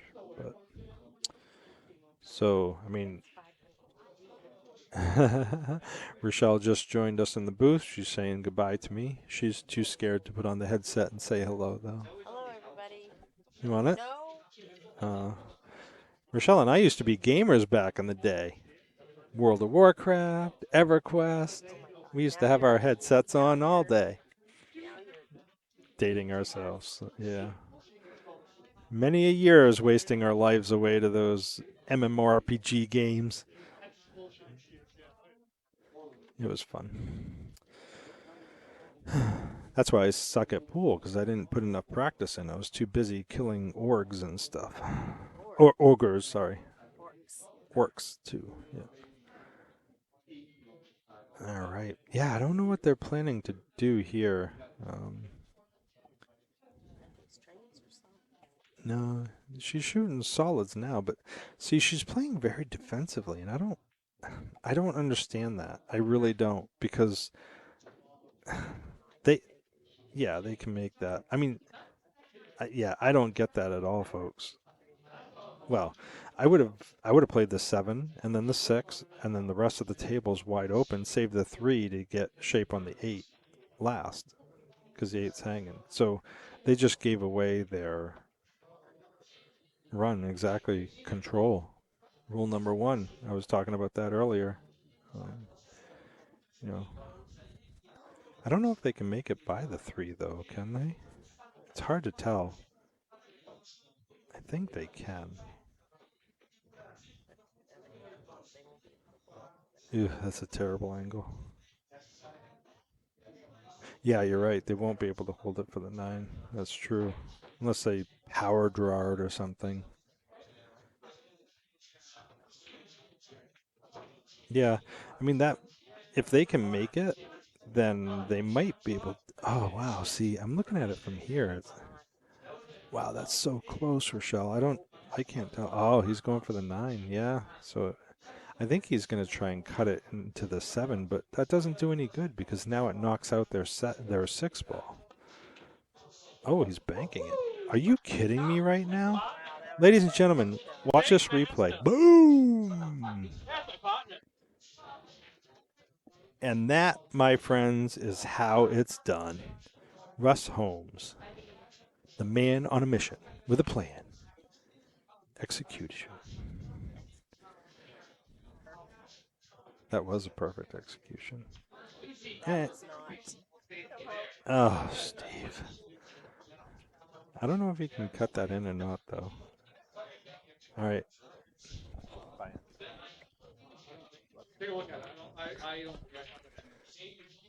Rochelle's had a little. Yeah, please. Rochelle's had a little bit of a cold the last few days, so we haven't been sucky facing. Huh? Oh, okay. Thanks. I already feel cooler now. Can you get my jacket? Bye, honey. All right. Sorry about that.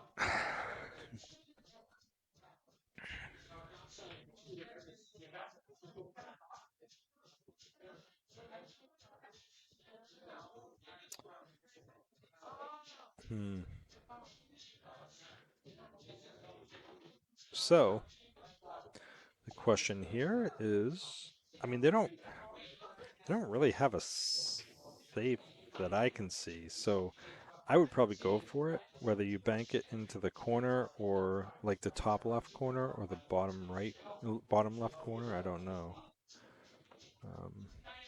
See, he tried to do it again, the same as the last shot. That's too bad.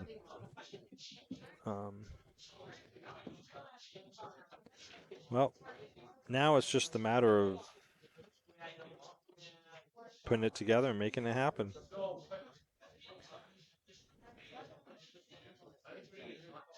Don't worry, Steve. I haven't forgotten about you with the schedule. I'll get it back up shortly here. If it wasn't for these darn smart players, then I'd already have it here. I mean, I can take the 6, 7 like that, but I don't mind taking the 3 and float down over here. Come and look at it. Come and think.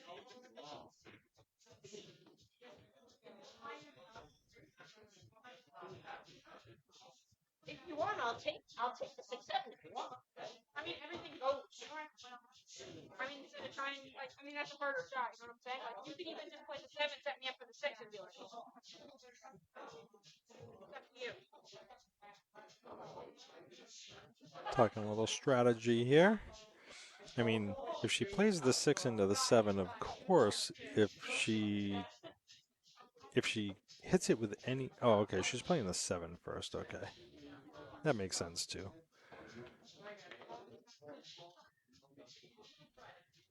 I mean, I'm a big supporter of taking time, really thinking things through and so on, but I got to be honest with you, they're taking so much time, I almost think they might be overthinking it.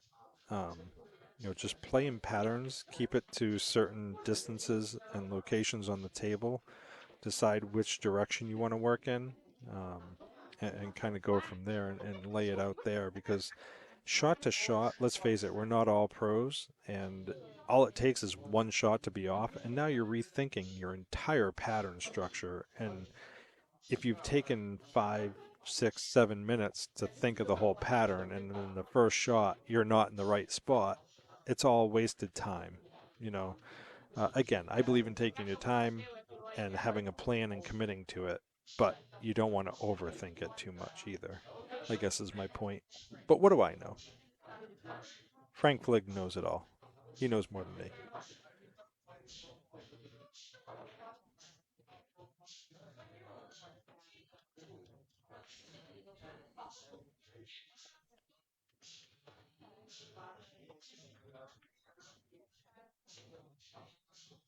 Nice little cut shot here. Overcut it. Yep. Okay. They had opportunity, gave it back, so I know that feeling well. Played a match against Tom Dalton last night. He's a very strong player, mid 600 like me, and he wiped the floor with me. I couldn't make a ball in the ocean. That's okay. My tenders and fries were good, so I finished eating those. All right. Let's see, Steve can pull it off. What a great shot, Steve. I know it didn't seem difficult, but you know what? He shot it well. He stayed down, stroked the ball well, dead center of the pocket. So that was a great shot. Let's throw another one up for the boys, shall we? It is 3-3.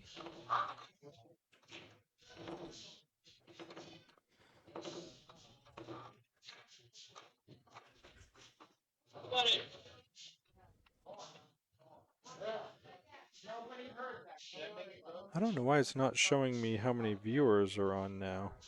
For some reason it's hiding the numbers from me, so I might have 5 or I might have 50. I don't know.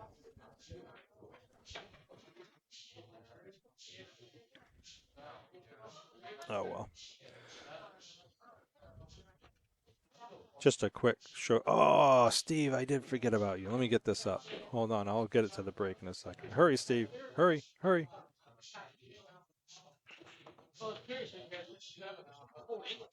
Russ just broke and he came up dry. Nothing went in. All right, Steve, I'm giving you another 5 seconds. 4, 3, 2, 1. they're not even at the table yet to shoot. So Open table. okay. I think it's her. All right, guys. I think that's good enough. I'm gonna get back to the match. We'll wait. They're still talking about the break, who if it's open or not. So Even if I make a ball.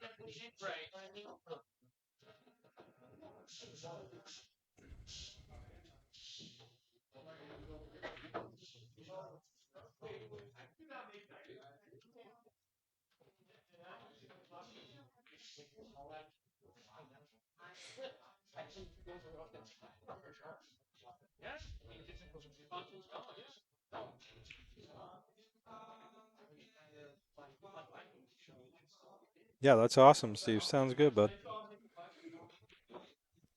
You should have Chris Freeman's contact info, I'm sure. So yeah, shoot him a text or give him a call, one or the other. He can squeeze you in for sure.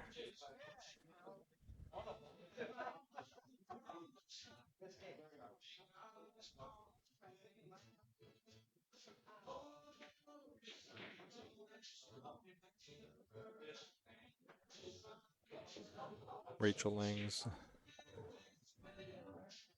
evaluating the table here. Looks like they got a 9-2 cluster on the top as well as a 6-12 near the top right as well. So okay.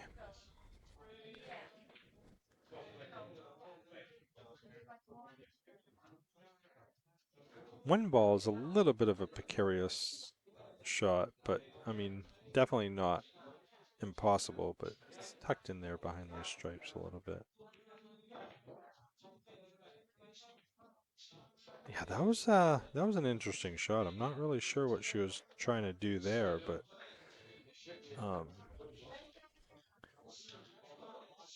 I mean, regardless of the breakout, I mean, it gives them a shot. So I don't know how much control there was in the thought process of that, but that's okay. She had a plan. Whether it worked or not is irrelevant. As long as you saw something in your mind and tried to execute it.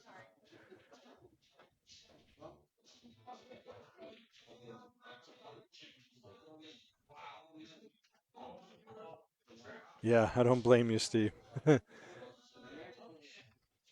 Sorry, kids, no candy this year. I'm going to play in a Friday night fight. But here's 6 bags of candy to make up for it.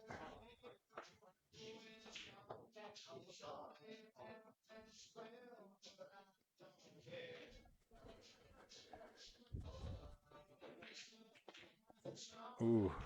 So Steve gave a little bit of force to that shot. Unfortunately, didn't work out. So get Rachel back to the table here.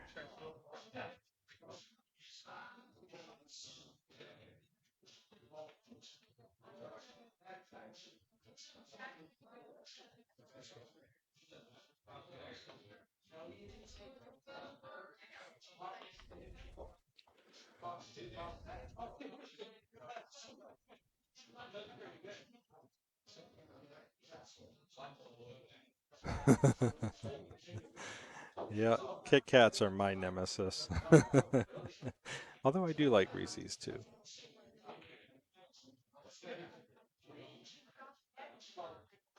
Brings me back to that Newton commercial where the Reese's falls out of the tree or whatever, and you put your chocolate in my peanut butter.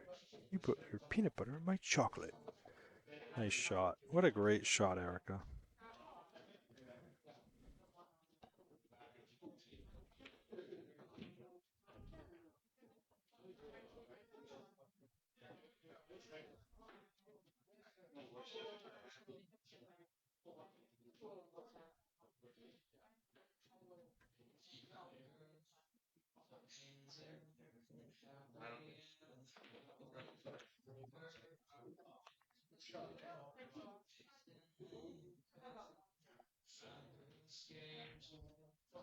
Shot there. Sorry, folks, I had to step away for just a millisecond.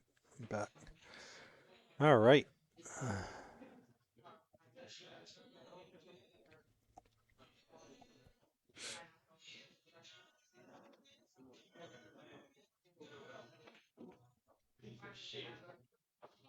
Two and just stun up. Two and just stun up. You know what I'm saying? Like punch it a little bit and just let it come here. Somebody just leave it right there. That's true. Yeah. Yeah, as long as you like.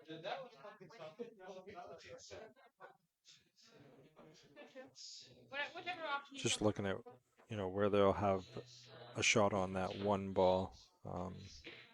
I think if she just does like a one ball rotation forward after this shot, they'll have a clear shot at the one between the 11-13. I mean, it is a touch shot, but I really think she's got the ability to do it. I have a lot of faith in her game. Ooh, that's a great shot too, ladies and gentlemen.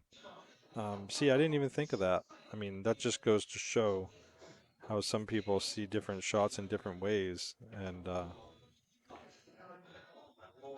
yeah, that's a great shot.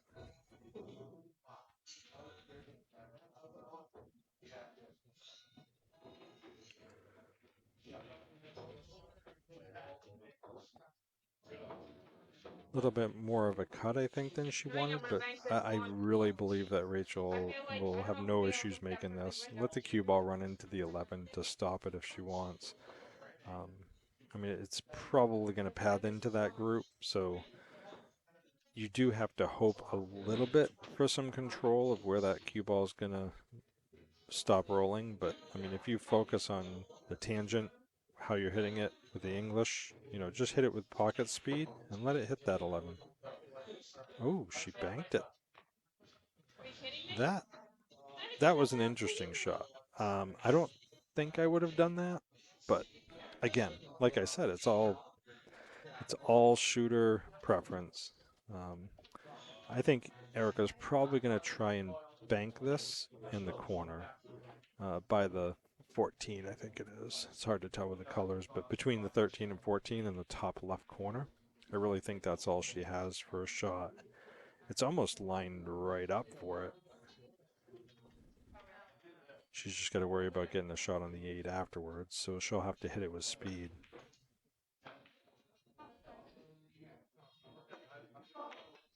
Oh, she cut it. Wow, ladies and gentlemen, that was a very, very nice try. I really didn't think she would attempt that shot. Kudos to her. That was a very nice attempt, and she almost darn made it.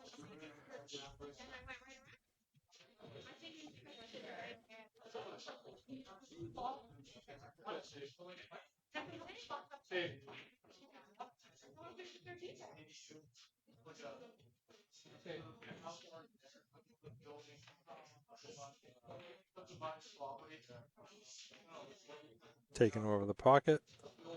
So she wanted to leave. Russ wanted to leave them behind the 14 as a safety. So take over the pocket and leave no shot. Unfortunately, it snuck out. So definitely left Rachel with the possibility of either a bank or a thin cut. This is one of those shots you have to play what you feel. I tend to like the cut over the bank just because it's easier to find the spot and hit it, whereas a bank, as I told you, how hard you hit it, the English you hit it at, the temperature of the room, the cloth, so many factors can alter that. But she played it beautifully. So we have a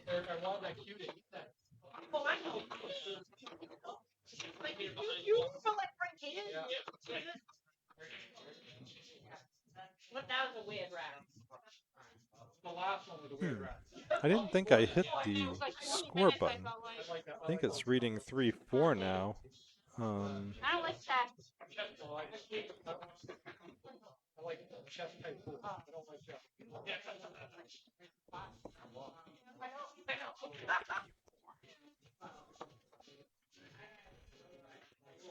Huh.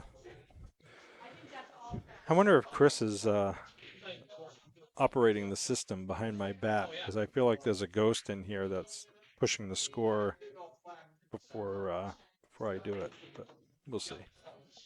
Freeman has a way of sneaking in and doing things here and there. He remotes in. My mouse will start going haywire, and I'll be like, what the heck?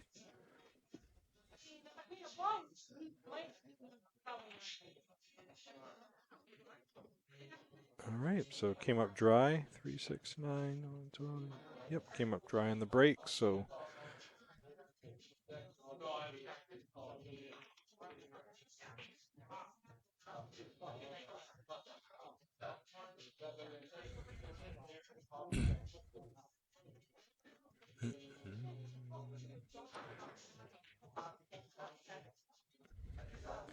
I mean,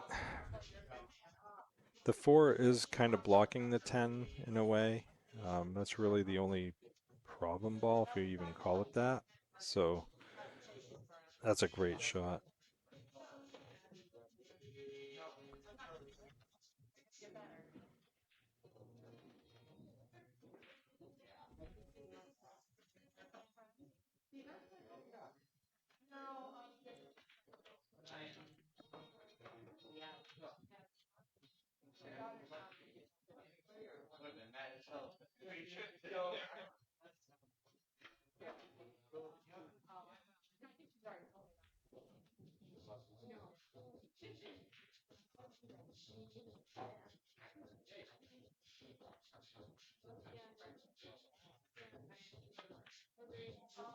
Wow, that looks great. What a beautiful shot. Let me get the replay on that. Hold on here.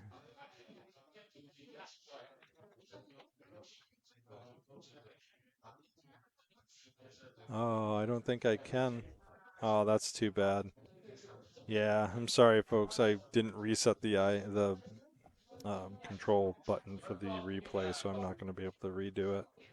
That was a great shot, though. Ooh, that's too bad. So it just came a hair short. Giving Erica and Rachel an opportunity at the table again. So, boy, that 5 ball is pretty close to the rail. I almost wonder if the 11 goes by. Oh yeah, it looks like it does go by. So they have a little bit of room to finagle that shot. Looks like he's playing a 13. Great stroke. Nice stroke. So now would be a good opportunity to take that 11 out. And if they use a little inside English, come down for the 12 after. It's kind of a weird camera angle. It's kind of bubbled. This one here.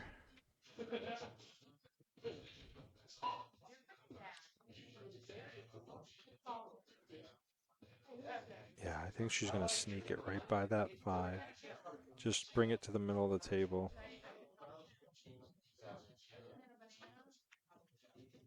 See, she had a little bit of a, the back of her arm kind of had a little hitch in it. I don't know if you noticed that. I don't know if I can see that.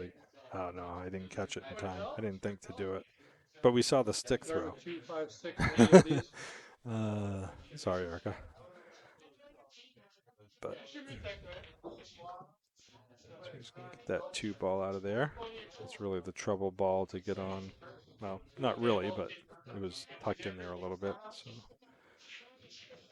I just stop it there for the 6 on the side. No reason to travel with the cue ball now because everything's pretty much lined up perfect. See, he worked the cue ball a little more than he needed to. He did it well, and he executed it fine. But that's one of those things where you're putting a little more extra element into the game that's necessary, and you may get away with it once or twice, but eventually it might catch up to you. Remember, the game's about making it simpler, not more difficult.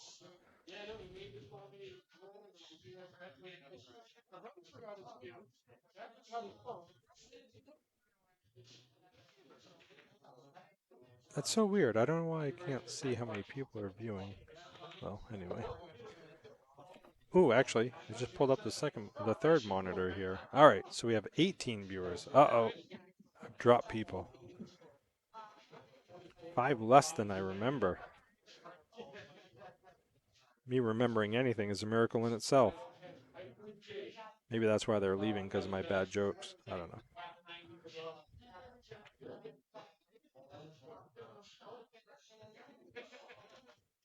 Looks like he's planning to go round table.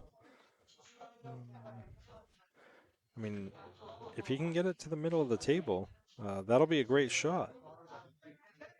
I mean, a little bit of speed control and discipline. Just get it to the middle of the table. They'll have the 4 afterwards. Don't overstroke it. A lot of people think they need to overstroke it like it's an anxious stroke. See, and he still hit it a little too firm. So he did overcut it though. So I suppose if he didn't overcut it, maybe it would have cut a little shorter because it would have taken some of the power off of the cue ball, the energy.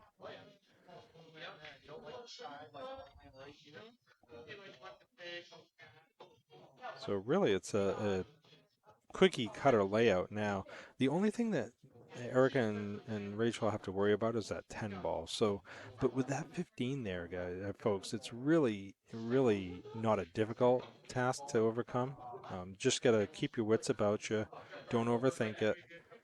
She did overhit that a little bit, but they have the 9, so this is actually a shot where it's more of an angle they wanted, so I would take advantage of this shot and intentionally go down table with the cue ball to get onto the 15 to then get to the 10.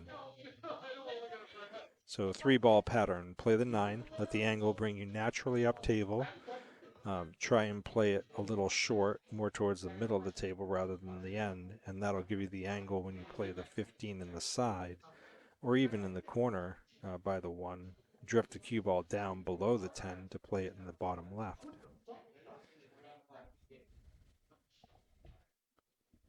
Three-ball position. Joe Reagan's with us. Joe's also a great player, good friend.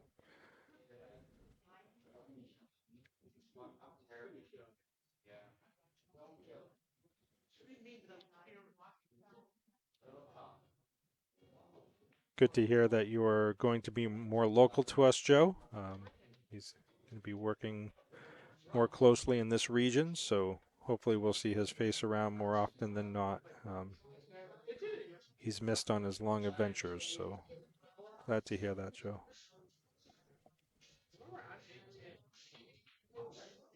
Ah, Cassie Lamb. Another phenomenal player. A lot of respect for Cassie's game. She's definitely been working on it for years, and it shows. Not to put you too high on the pedestal, but I'm one of your fans for sure.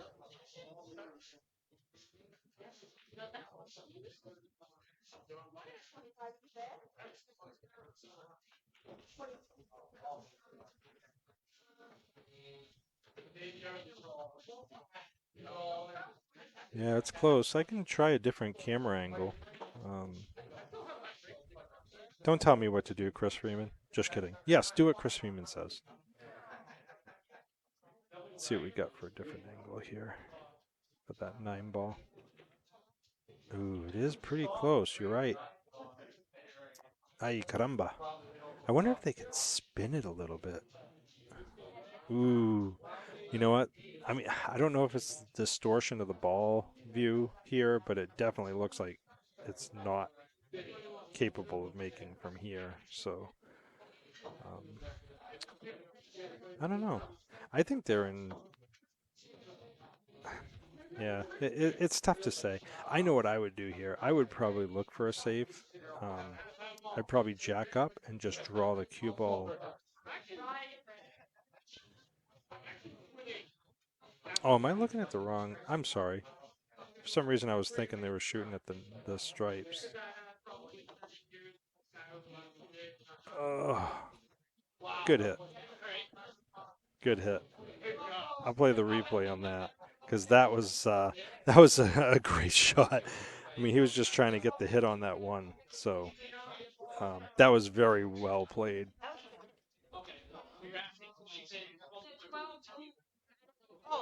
Oh, I see. I was in the game. I don't know if it's him, but I couldn't tell. I saw the trouble. But I couldn't tell if it's him. For those of you tuning in, Stuart Rainey here in the booth. I'm flying solo tonight because nobody likes me. But that's okay because I love pool and I love you. And we're here together and that's all that matters. So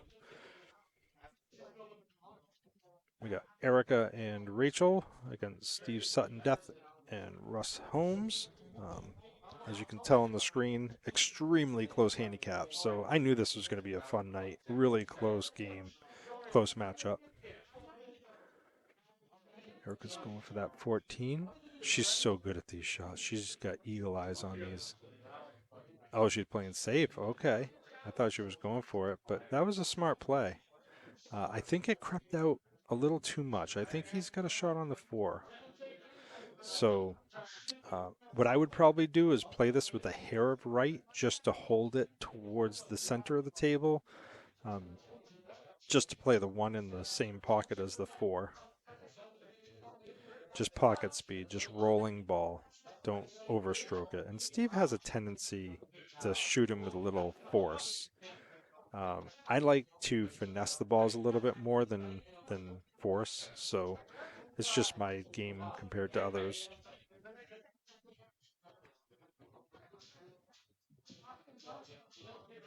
So this gives Russ a little bit of a precarious position as well. I mean, this is a case where, I mean, he's looking for the bank, but call me crazy, but I would almost call a double cross side. I would intentionally hit it firm, like you're playing it 1 bank, and then just play it 2, stop the cue ball, and play the 8 after. It's a little bit of an aggressive shot, and for safety Stu saying that is kind of alarming for some people, I'm sure, but it gets to the point where you just gotta kind of take what you got. He could cut this in too. I mean, there is a cut shot there. It's thinner, the cue ball's going to run, but it's going in the right direction. Yeah, he tried to cut it. Probably changed his mind last minute. If he comes up on that 1 ball, oh, okay. I mean, there is a small level of difficulty to this because he left it over the 1 for the 15 in the side, but she's also got the 14.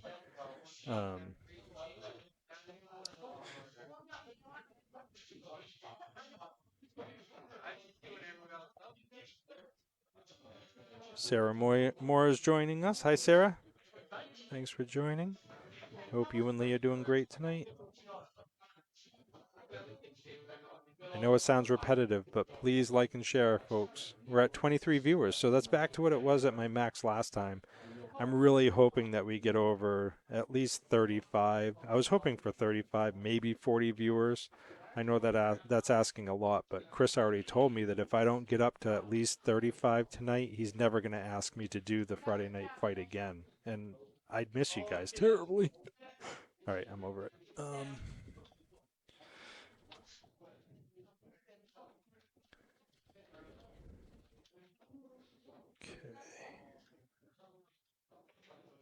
His pre-shot routine is really good. I like it a lot. You know, he finds his center point, approaches the shot. You know, he may not make everything, but he's building consistency. What a great shot. I'm going to do a replay, folks. He's building consistency by doing that. So even though he may not be making every shot, he's building repetition. And over time, he's going to accelerate in his skill level. I mean, it's going to happen.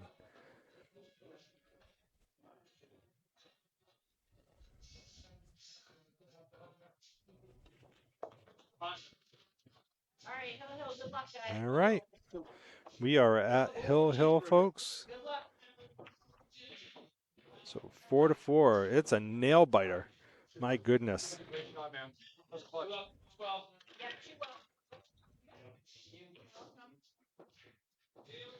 I was going to say something, but it's a little politically incorrect. So I'll just say my best man and or woman win.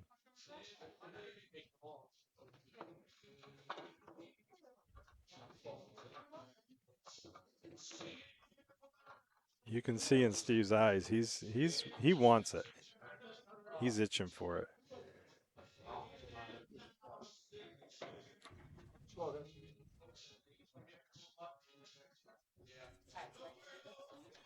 All right. Hill, hill. Gentleman's break.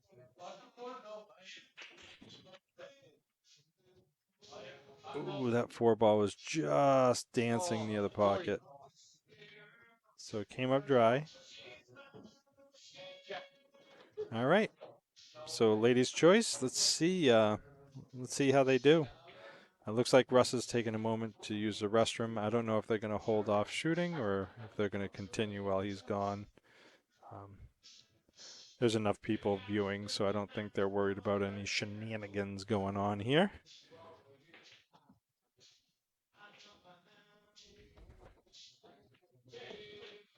All right, it's official. So Erica was pointing to the 14-3. I don't know if it goes off the back of it or if she just wants her to tuck her. Oh, I think she wants to just tap the cue ball behind it to lock them up for a safe. That would be a great shot. That safety Stu approved right there. That safety Stu approved. Great shot, Rachel. I'm going to play a replay of that. Look at the speed. Yep. Pushed it right over. Gave it enough speed to make separation. So they can also make the 14 ball from above the 8 rather than on the short rail below it. So it gave them a little extra opportunity to get out of that pinch if they need to.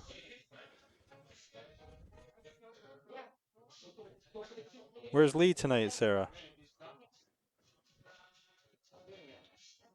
He should be in here too.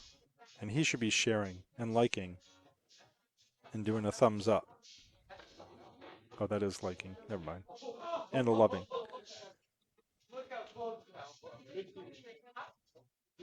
Lee's a lover, not a liker.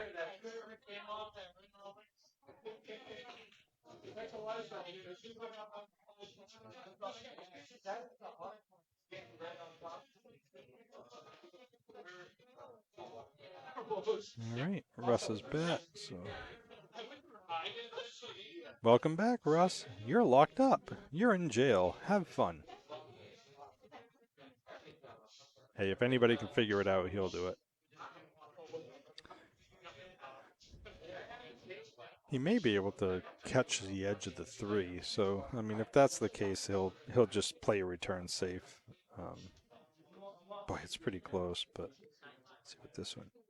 Yeah, I think you can see a piece of it. Oh, yeah. Wow, it looked like the 3-ball went through the 9. Through the 15, I mean, I'm sorry. Yeah, that was a really funky view. I don't know if I like that one.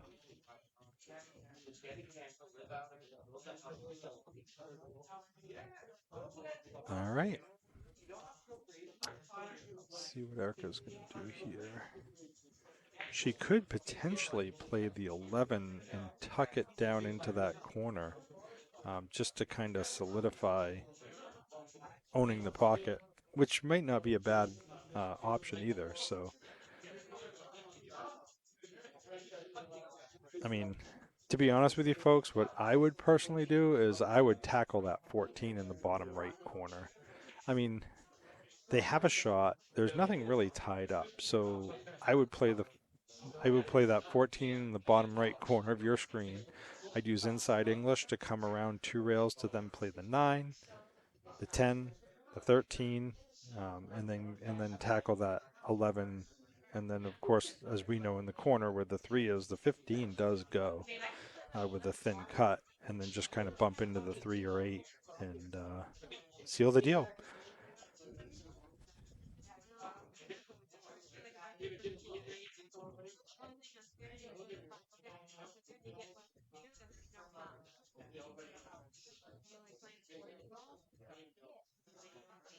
Not really sure what's going on. I think they're discussing strategy right now. Yeah, there they are. Because then I can play the 10 and the 5. I just feel like if we play that now, it's 5, 6, 8. She might be going towards that. Yeah, okay, she's looking at the 14, so I must have spoke too loudly. I don't know. See, she's using outside English. I really wish she would play with inside English, because see what happens? Inside English, you can really stroke through. You don't have to hold your stroke back. And it really is, once you perfect that slight inside English stroke, you can work miracles on the table. It's really empowering to perfect. So, I mean, Erica's a great shooter. Don't get me wrong, folks. I think she should be closer, to the high fives into the 600. I don't think she's quite there yet, but she's very close. So it's just those small steps that can get you over the peak, over that point. And the most of you that are players know, when you're a 200, to raise up to a 250 or a 300 is pretty easy to do with minimal effort. But once you get into the 500s, high fours, low fives, mid fives, it really takes it takes a larger skill gap to start going up, I think. Just my opinion. And a lot of times when you're about to go up, you shoot worse because you're going through that small spurt where you kind of go into a lull. And then when you come out of the lull, you shoot better than when you went in. That's just my experience over the years. So every time I shoot bad, I just tell people I'm getting better.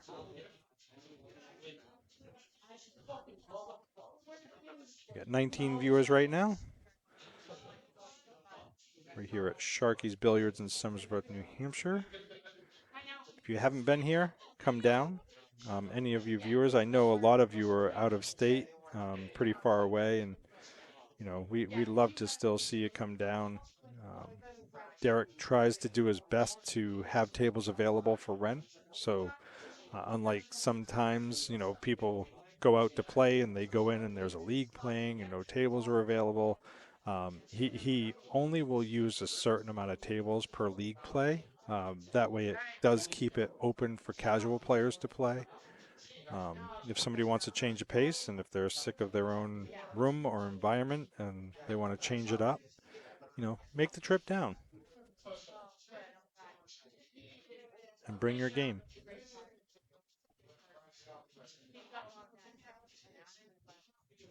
Not a bad shot.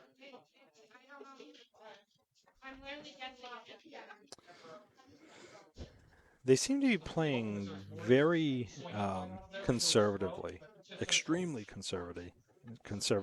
And like I said, that's probably funny for people to hear me say that, but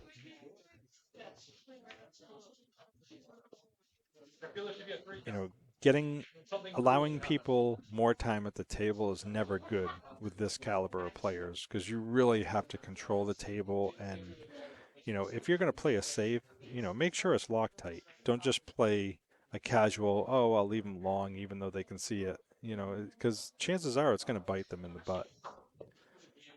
Good shot. He came up a little short on that, but there's a backup. I mean, if they wanted, I don't think they can draw it and break out the 3 with this angle, but they do have the possibilities of either playing the 2 in the bottom right corner and trying to get above the 7. Or if they draw it, they might be able to get behind the 6-5 for a shot on one of those to break them out.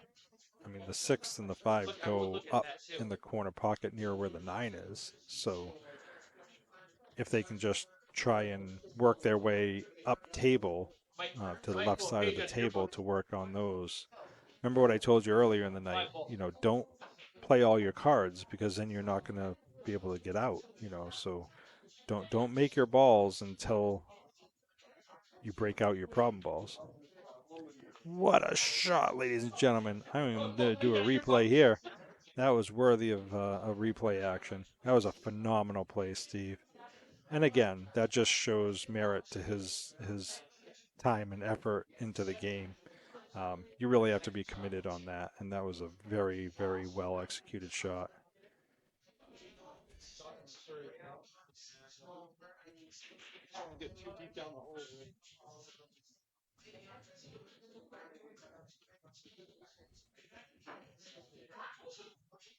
And I love the fact that it's hill-hill. First set, hill-hill. Players equal level, 4-point difference with a combined Fargo rating. I mean, my goodness, folks, how does it get any closer than that? So I guess you could say it's a 4-4-4 game right now.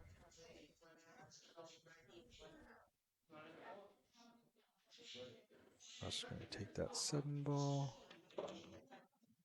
Okay, so I'm not sure. I think he wanted an angle on that 2 in the side to get down to break him out, but he could still do it here. It's a little sharper than he wanted, but it's still a makeable shot. Let me see if I can get a different angle. Oh, he's playing in the corner, it looks like. It's a little straight, so... Oh, see, he brought it over too far. I wonder if Russ is going to pull out his jump cue. I know from time to time he dabbles, but...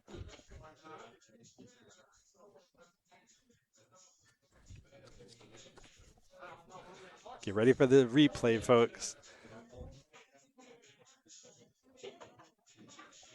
Yep, I can see him. He's grabbing his jump cue right now. So, this will be a fun shot. Let's see if I can find it straight in. That's not a bad angle right there. We'll keep it here.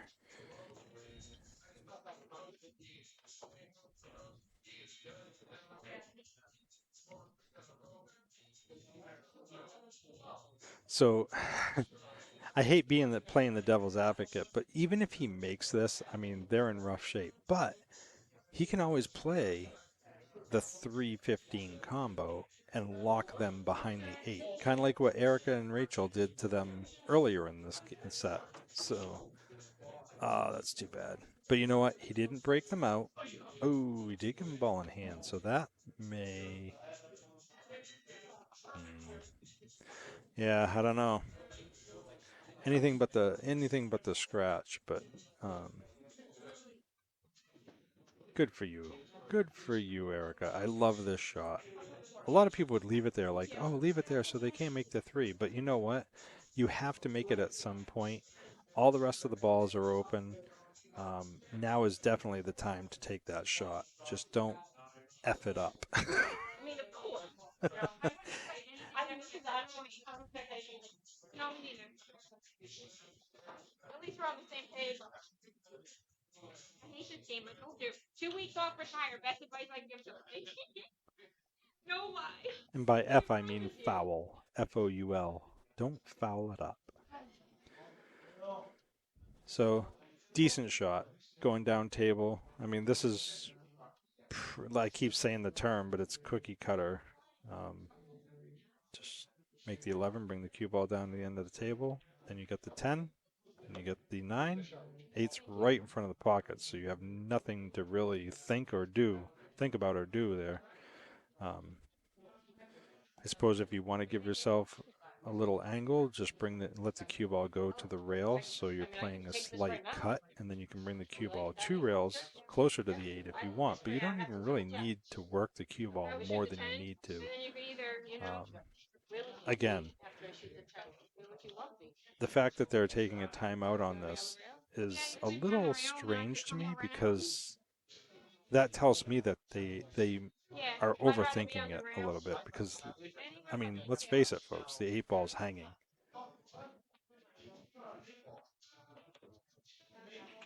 And I don't want to sound arrogant or anything like that, because anybody that knows me, I hope to think I'm pretty humble, when it comes to this stuff, or anything in life. But I know from my experience, when I overthink stuff that I shouldn't is when I make mistakes. So I'm only commenting because of my own personal experience in tournament play and gameplay. See? That's too bad.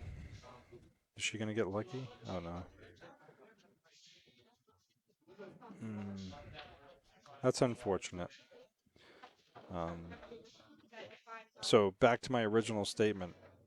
You know, she forced the ball, tried to get it all the way around to get perfect. All she needed to do was just rolling ball speed and play the 8 from the middle of the table instead of down on the other end of the table. So unfortunately, that's probably a shot that's going to haunt her, you know, for the night. But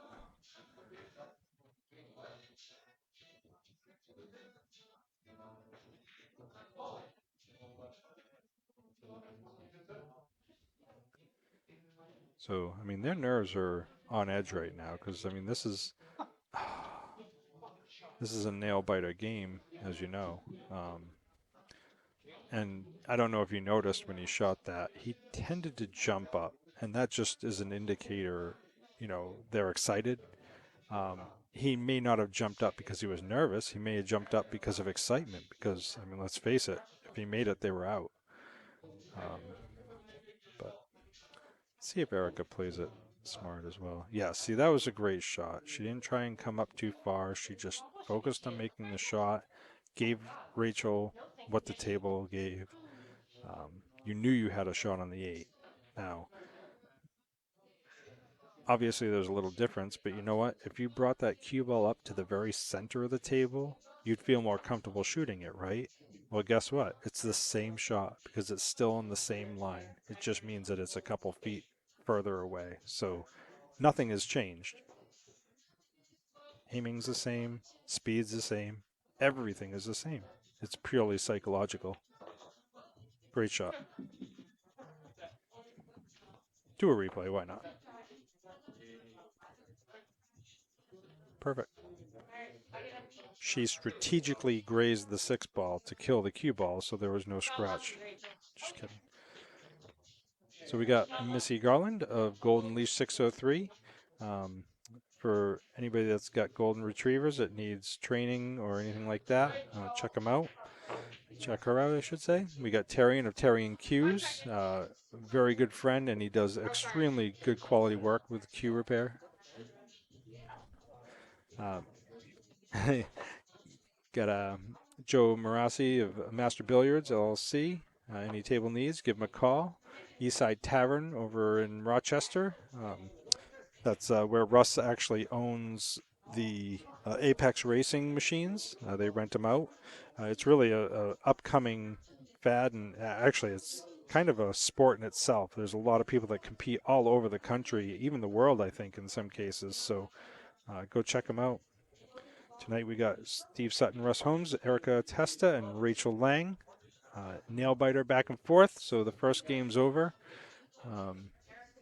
Erica and Rachel took that, so we will see what happens the next round. Should we have changed this? So if you go into digital pool right here, window.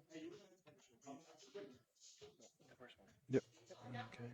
So that one. So what you can do here is go into that first icon, tournament setup, go into settings. If you scroll down, change that to 9-ball. Okay, yeah. 9-ball. Steve's giving me a little direction here on setting it up. F3. Should change this. Cool.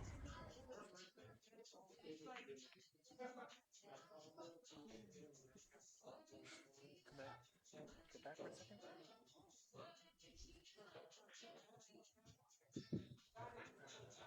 Yeah, right there. Try again. F3. I'm just looking through. Oh, there you go. Change. Which is There we go. Just delayed, yeah. So the next set they're playing, folks, is going to be 9-ball. Click type. Actually, put the arrow. Click the bracket. I know, dude. Whatever. He's been doing it all night. This shit fucking ducks like it's retarded, you know? Race to 7.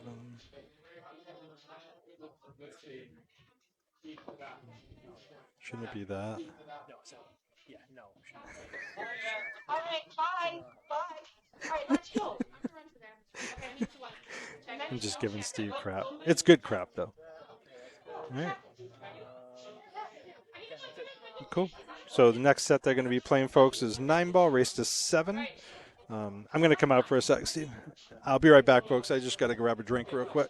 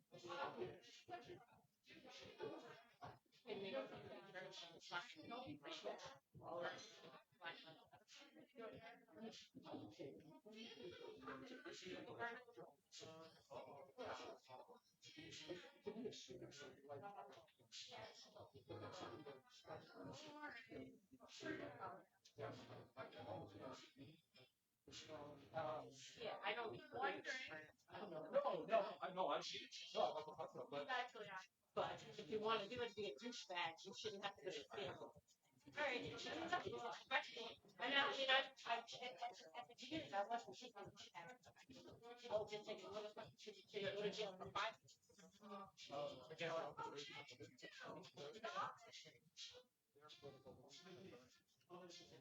Well, what's the temperature in there?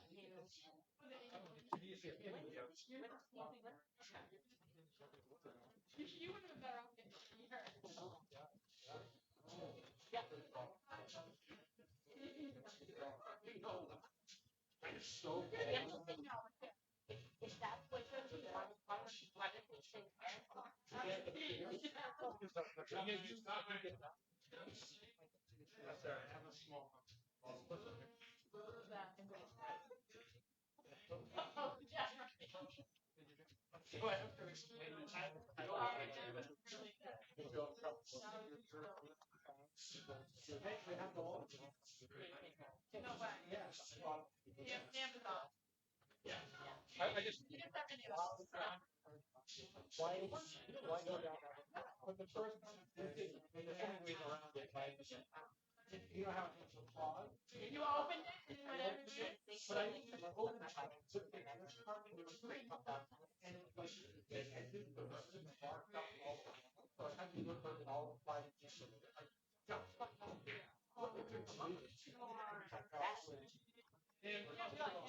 Quiet, you know, considering it.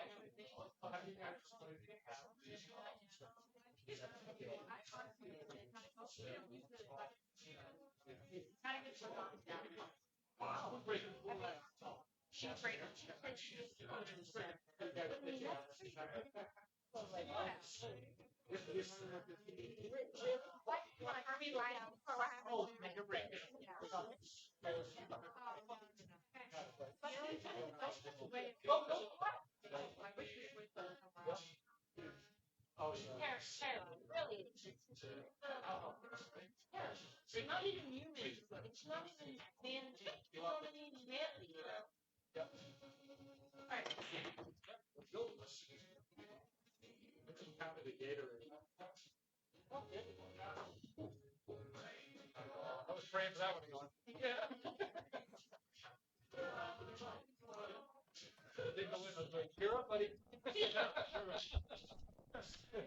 Okay, I am back, everyone. Thanks for the allowance for my departure, like you all had to say.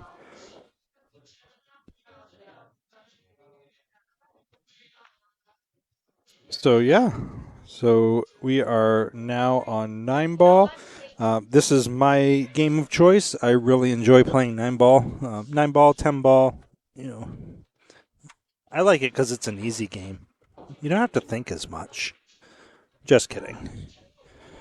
You do have to think, but it's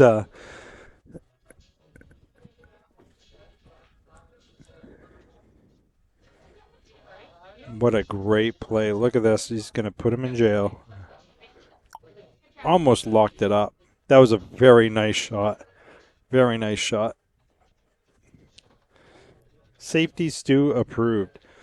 So this is more or less a halfway table hit. Of course, the side pocket's there, so just hit below it. It should go, yeah, right to it.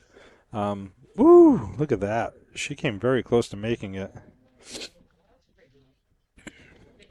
So that 2-ball's in kind of a rough spot. So I mean, I guess if you got below the 2 a little bit, you could try the 7 combo, but that's a little bit of a high-risk shot, a lot of a high-risk shot, because you don't know where the 2's going after. So I would just try and play the 1, get down behind that group, and then, of course, just play a return safe. This is a case where you could hit the right side of the 2 from where you're viewing, and then, you know, use a little bit of left-hand English and kind of bring the cue ball back to where it is and let the 2 drift behind the 9 and 3 ball. So you want to just graze the side edge of the 7. Or you could play the 2 into the 7 straight to stop the 2 and then get the cue ball above the 4. Yeah, that's not really what I said, but I mean, I guess that wasn't a bad attempt. He just hit it a little too firm.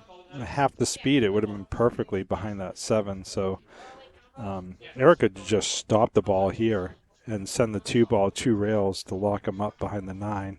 That's exactly what she did. Yep. So fantastic safety. Great shot. Steve, I'm sorry, Russ is probably going to play to the left of the 3 and go off the side rail for a 1 rail kick. That's just my prediction. He will be shooting slightly over the 7 ball, I think, but I think that, yeah, he's using the measuring technique where you take the distance from the ball to the rail, double the distance, and then that gives you a point of contact on the rail to make a 1 rail kick. It sounds difficult, and it's a little confusing when you're first trying to learn the systems, but if you really think about it, it's quite simple.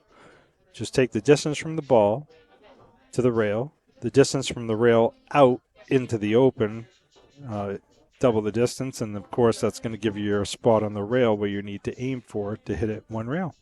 He might have to cheat it just a hair because of the 3 ball, but I think he's got enough room to just put a little right English and spin it into the 2. Just like that. Look at this shot. Here we go with a replay, folks. Oh, I didn't reset the ISO button, so I can't replay it. I'm shamed. I'm shamed. That was a great shot. What a great shot.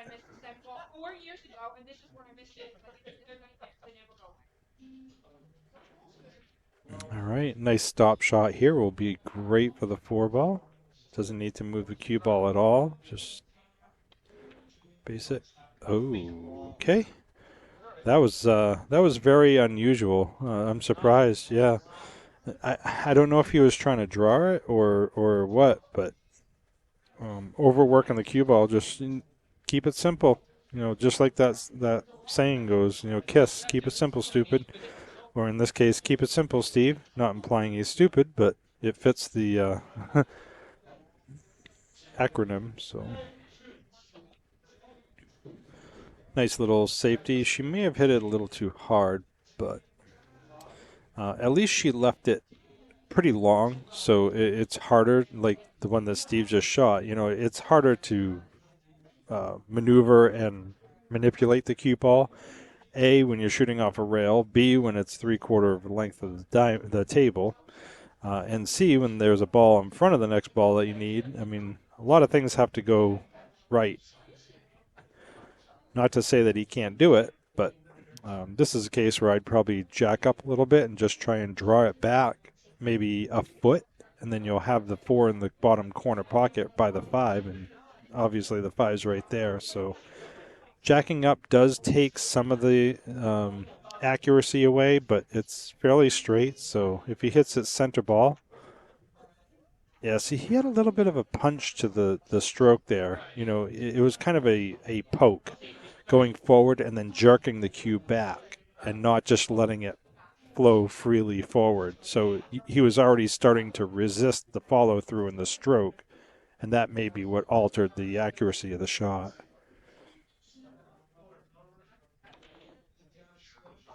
See how her stick was up in the air when she was, ooh, look at that. When she was done shooting, her stick was up in the air. So that tells you right there she's dropping the butt of her stick and, you know, kind of scooping, if you will, a scoop stroke. And again, it's not my job to critique or overanalyze, you know, their techniques, because everybody's got their own style of play.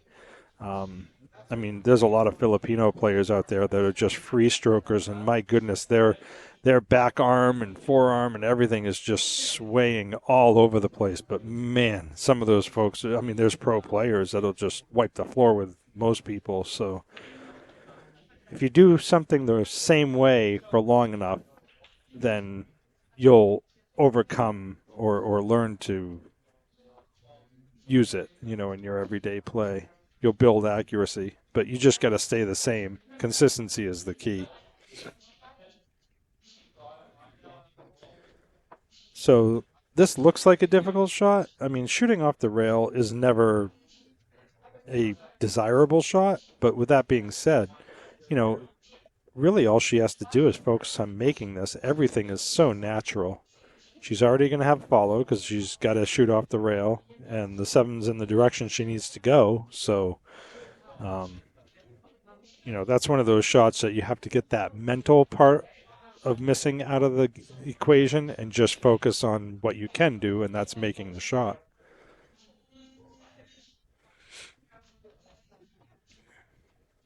So we're at 13 viewers. Wow, that's 10 less than when I went to my short break. So, yeah, I don't know if people are more 8-ball fans than 9-ball, but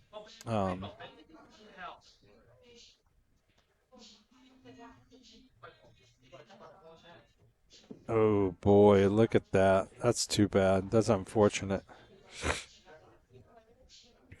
See, and that's one of those shots where you have to consider the path of the cue ball, where it's going, and saying, okay, it's going in this direction to this ball. Is there a chance I could lock myself behind the ball? And if there's any question about yes, what a hit. Oh, man. That was so close. I mean, he couldn't be any closer and not make it.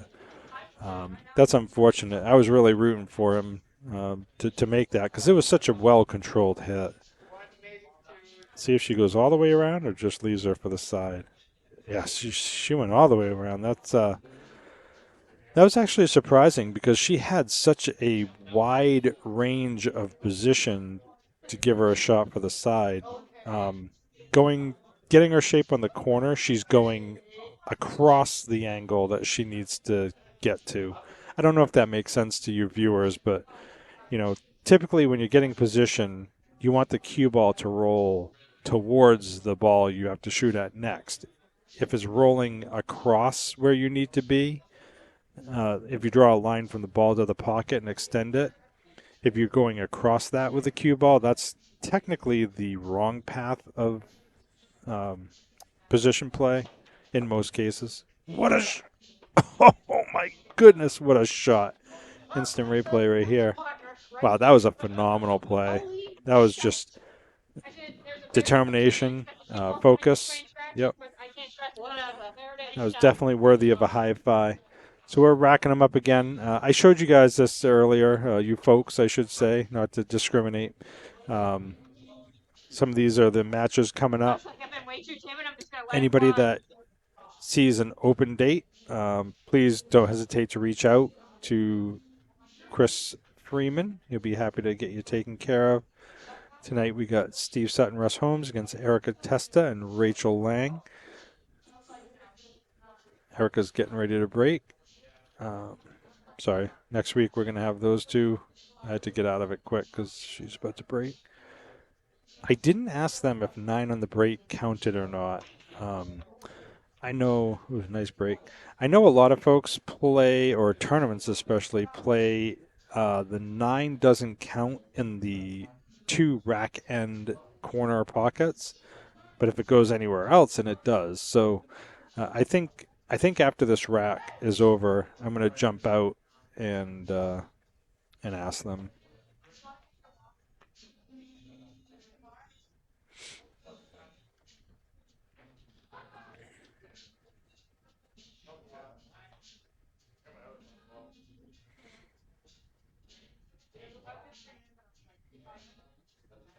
Katie is over here rooting them on.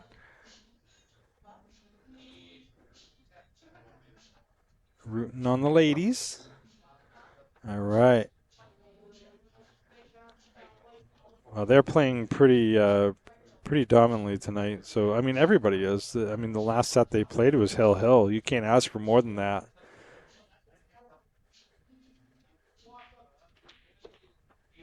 Uh-oh.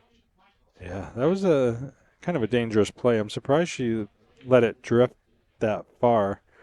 I mean, she got a great angle to get back for the 7, so makes sense.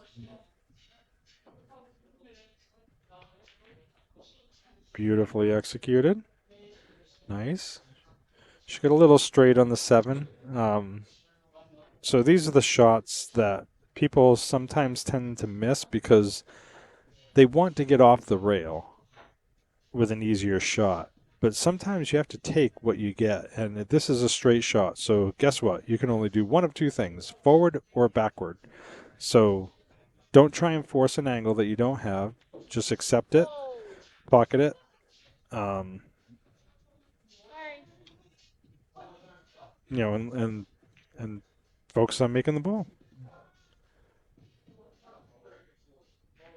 Oh, okay. Oh, I knew that. Hi, Katie. I'm sorry. I didn't put 2 and 2 together. I knew that. What a beautiful shot. Yeah, Erica's got a great eye. These two really play well to each other's strengths for sure. Rachel and Erica have known each other for many years. Very established players. And there it is. Another one for the ladies. I was thinking safety on that the whole time. I was talking to you and I realized that your question, you went, oh, I'm I don't know if I'm losing my mind or if my scoreboard thing isn't working anymore, but let's see. the whole couple of years we were playing loose, you thought I hated talking to me. There we go. I know now. I went down there and I'm like, who's this girl in music here? Like, Got a 0-2 race. I wonder if they have, if Steve's got a digital pool set up on his phone or something and he's keeping track of the score over there. But you coach you girls, I coach my girls. Oh, you were on that team as well? Yeah. They split us in the Chris Freeman, I don't know if you're watching still, but if you have any advice on this stream deck, when I'm trying to manipulate the scores, it doesn't seem to be changing anything. Not a big deal, I guess. Oh, I'm sorry. But you know what? Okay. Well, this is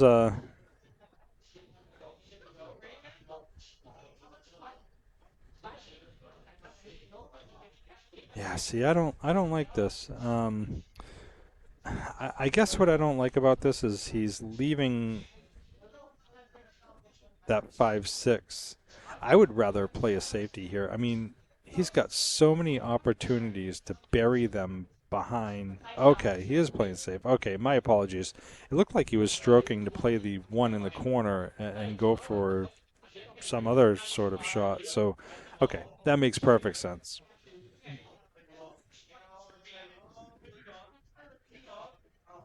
All right, Rachel's in jail right now, so we'll see what she's going to do. I mean, she's got to worry about the left side pocket, but I mean, going 3 rails isn't a bad option. I mean, it really might be the only one. I mean, if she could make it between the 4 and 7, she could try and kick it off of the right rail near the first, well, below the first diamond, like a half a diamond, and try and sneak through there. But my goodness, that's like threading the needle. I think if she aimed for the 3rd diamond up on the right side, she would have a good chance of going around table to strike that one. But she grazed. I think she grazed the 3. Well, it doesn't matter anyway because it was a no hit. But so the 5-6 is still in a precarious situation. So, and the 3 now for that matter. So I think they're looking at what they can do as a return. Now, I don't know if they're playing 3 foul rule or not. I really, really hope that they are. Just because that's such a huge part of the game. But yeah, he went a little far to give him a shot, but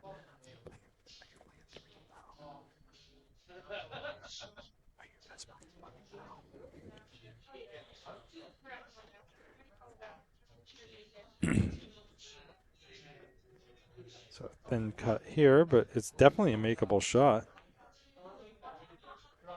Unless you hit it too full. But it was a makeable shot. I can't shame her for trying because, you know, again, it's one of those feel shots, and I've seen her shoot, and man, she can make those shots. Maybe not that one, but typically she can.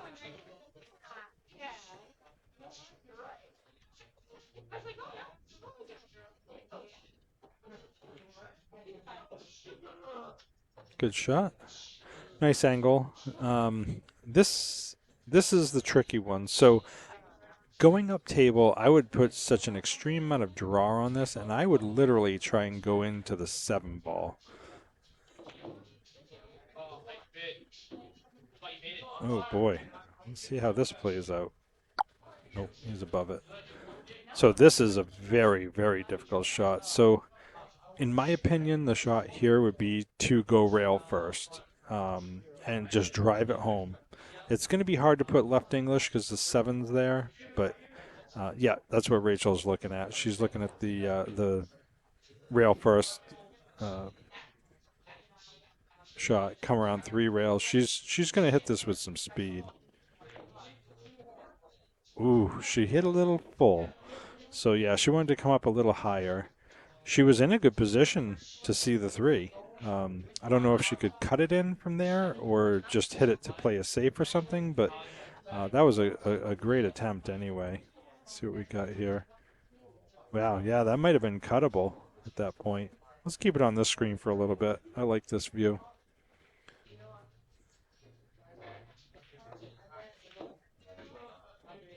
Okay. Wow, that's a great shot. I didn't even think to look at it from that perspective. Oh, maybe they can't see it. I thought he could. Whoops, sorry. I'm going click crazy here, folks. Yeah, that's a tough one to judge, to gauge, I should say. Let's watch from here. Oh, he's jacking up. Yeah, he must be just barely hooked. Wow, you could see the cue ball. What a phenomenal play. I'm going to hit a replay on that one just because the leave was just so dramatic. So, yeah, that was a great shot.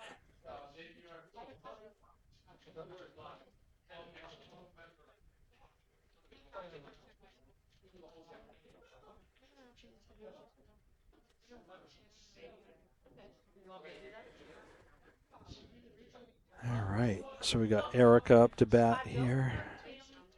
I mean, really, she's just got to go for the hit. I mean, sure, you can try and you can try and aim to hit to make it, but oh, she's gonna try and tie up. She's trying to tie up the 4 ball.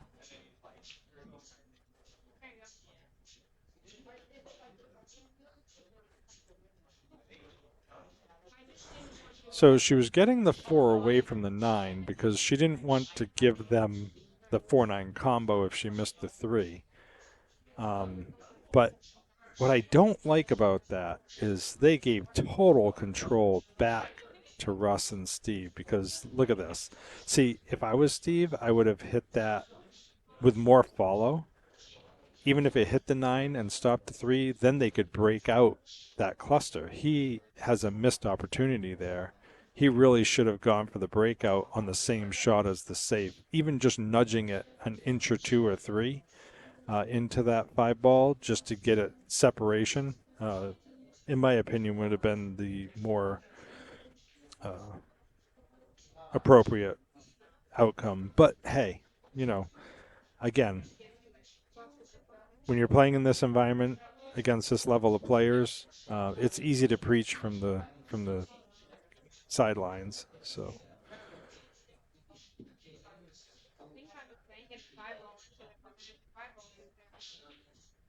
mean, you could just, if you're gonna commit a foul anyway, you could just come up with rails and foul.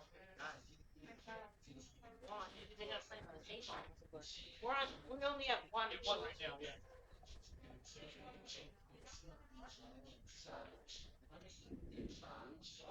And even ball in hand, that's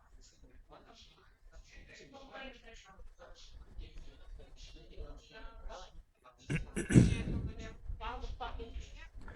So I think what she's looking to do right now is try and bank the 7 in the way of the 9 so they can't play the 3-9 combo, which, to be honest, is not a bad play. If they're playing 3 foul rule, you got to be careful because, I mean, every time you give... Okay. So she was intentionally taking the foul just to get rid of that combo. I think if they looked at that again, the shot would be to block the path of the 9 with the 7. But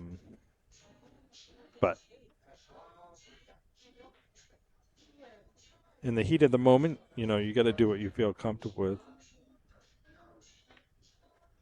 See, look at this. Look at this, folks. That's what I was talking about. Using the ball, playing a safe, breaking it out, giving yourself an opportunity should you get another shot with ball in hand or whatever. At least now they have the 5. Whoever shoots it has the 5. It might go in the bottom right corner if there's enough separation. It definitely goes in the top left corner. It goes in the top side pocket. Goes in. I don't think it goes in the bottom left because the 9 ball's in the way. But I guess the point being is by doing that little nudge, they opened up potentially 3 other pockets to play the 5 in.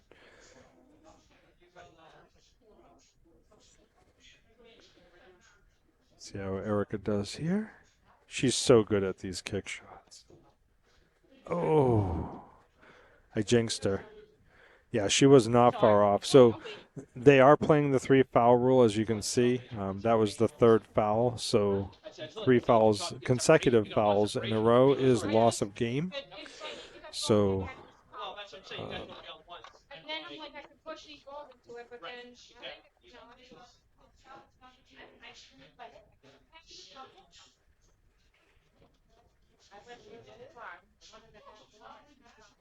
let's see if this updates the score this time. There we go.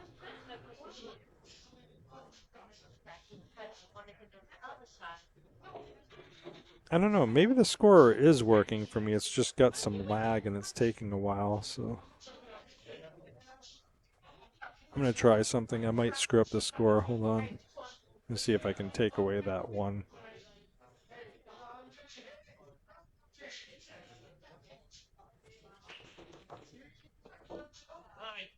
Ooh, scratch. That's unfortunate. Wow, 3 balls on the break, but unfortunately it's 4 balls on the break. One of them being that cue ball, so that's too bad. This does give the ladies opportunity to pull forth to a 3-1 lead, possibly, potentially. So let's see.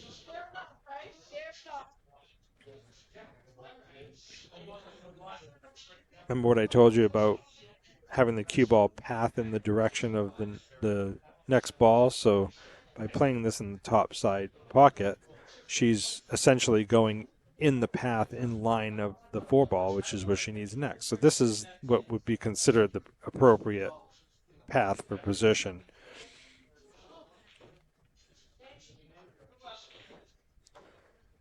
I just stop it or drift it down a hair. She doesn't really want to go on the rail because that limits her ability. That's not a bad shot. A little bit less of an angle than she wanted. She followed it a hair too much because now Rachel has to really factor in how to get it above the 6. Unless she doesn't hit it with speed and plays it in the top rail, which is what she did. She played it smart. And this is one of those shots that some people would play in the side, but I think the shot is all the way up in the corner. I call this the Brianna shot, Brianna Miller shot. Yep, that's it. El Natural, that's what they call it.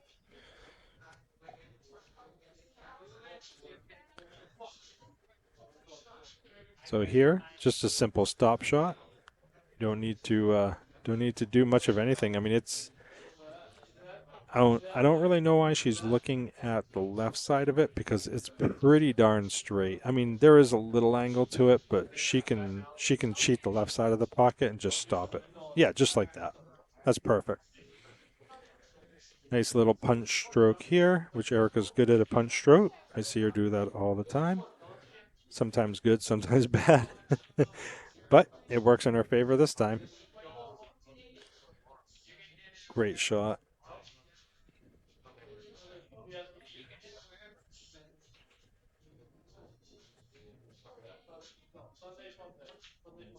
All right.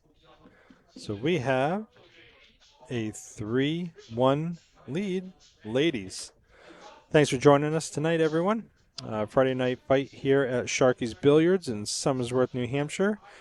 Owner-operator Derek Lepan doing a great job with the place. Really clean environment, family-friendly. Several of our sponsors. Actually, I'll throw the entire list. Ooh, wrong one. I don't know where it went. There we go. These are the sponsors. Just wanted to give a shout out to everybody. Steve Terrian, Just a Tip, Q Pocket, Outsville, USAPL Pool League, doing wonders in the area for the pool community. Master Billiards. It's kind of funny they have Busters there, but it's actually East Side now. Looks like Erica actually miscued on the break, so they do have option to take the break, which Steve's going to elect to do. Some people would say that's unethical, but to be honest with you folks, when you're playing competition at this level, you can't think of it that way because, you know, it's pool is about capitalizing on other people's mistakes. So if somebody makes a mistake like Erica just did, she shouldn't be rewarded by having an ability to break again and possibly making the 9 on the break to win if they're playing that way. So try and think of it that way too. But anyway, back to the sponsors, the Shark Stream. They do a great job over there. I haven't watched their stream in quite some time, but I need to get back into it. Nash Electric Works. Nash does all electrical work in the area. He's a great guy. I don't know him personally real well, but I do know of his being or person himself, just being near him, and he seems like a good guy. But anyway, back to the game here.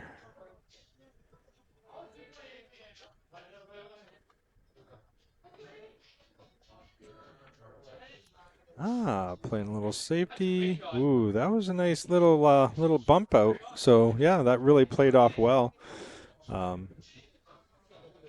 I think Erica's probably going to go 2 rails, although the 9 is there, so she may go long rail if she thinks the 9 is in contention, but maybe she'll use a little bit of left-hand English to kind of spin it around.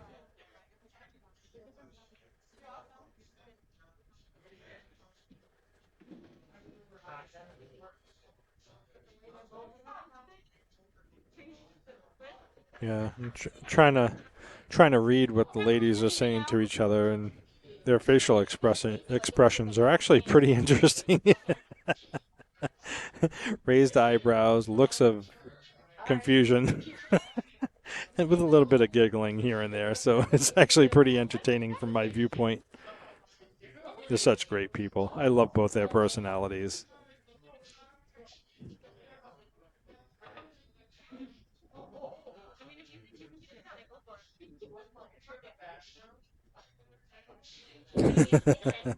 Russ Holmes. David Holmes, allegedly you're my father. Leave it to Russ. He's a pool hall clown sometimes.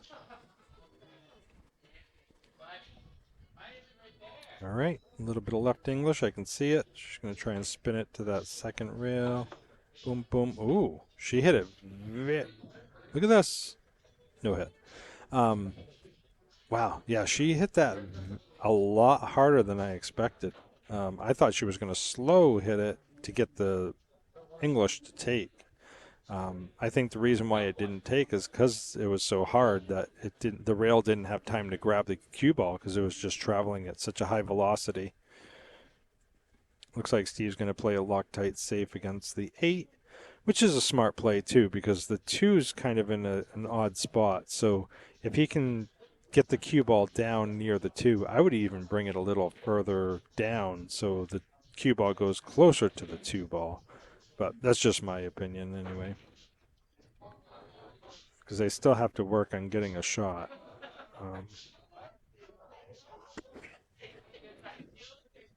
I don't know. We'll see.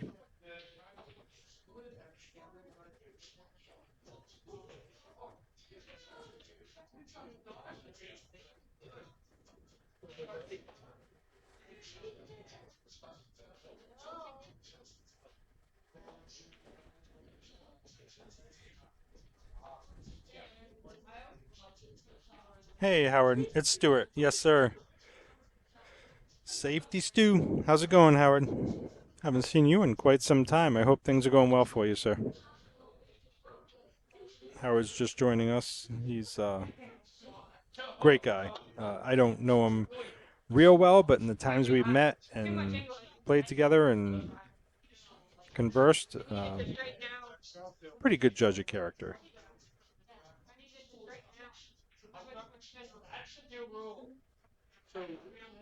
Big advocate of the game, big supporter. So he does a lot for the pool community, that's for sure.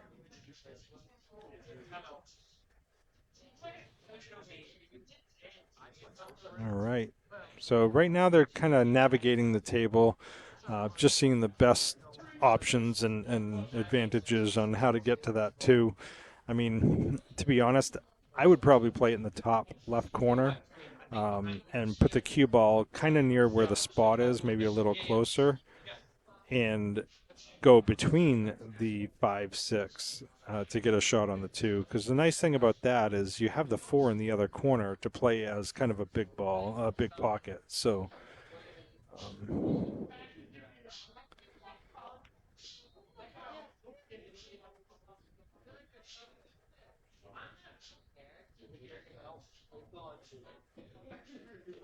Okay.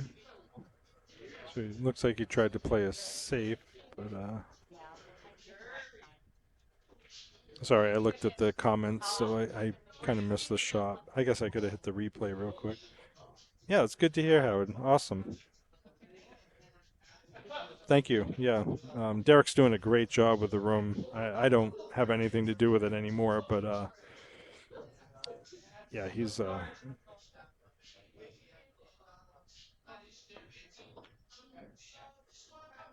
Ooh, that was a nicely controlled shot. Get down on that rail and that'll be... Oh, unfortunately, just a little bit more speed, and that would have been a very well executed shot. Long rail, full rail. But again, the 2 is still in a very tough spot, so you have to work a little magic to get around that. Okay. So I think what Russ will probably do, I would bank the 2 ball between the 5-6 and just let the cue ball come out naturally towards, up near the side pocket, towards the middle of the table, and just basically play a very simple one rail safe. I mean, that's not a bad try either. He tried to get behind that cluster up there, which is fine too.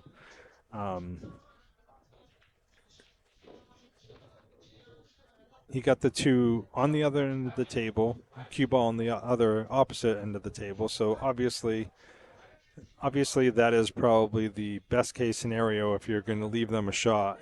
Now, granted, it looks like the 2's on the rail, so let's see how aggressive Rachel is and see if she'll cut this in. Typically with these shots, you want to use a hair of running, which is left English, hit just before the 2 ball. So that way you're basically spinning it off the rail to make it. That was a nice try. I'm not sure if Steve can hit it directly or if he has to go rail first, but even regardless of which, I mean, I think he's going to make it even if he has to rail first it, which is probably a better option because then it gives you a little bit of an enhanced angle to go 3 rails around for the 3.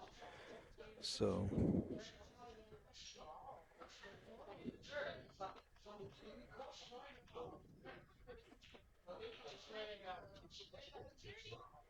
this will be a nice stroke. I know Steve's stroke, and this is right up his alley. Look at that. Beautifully executed.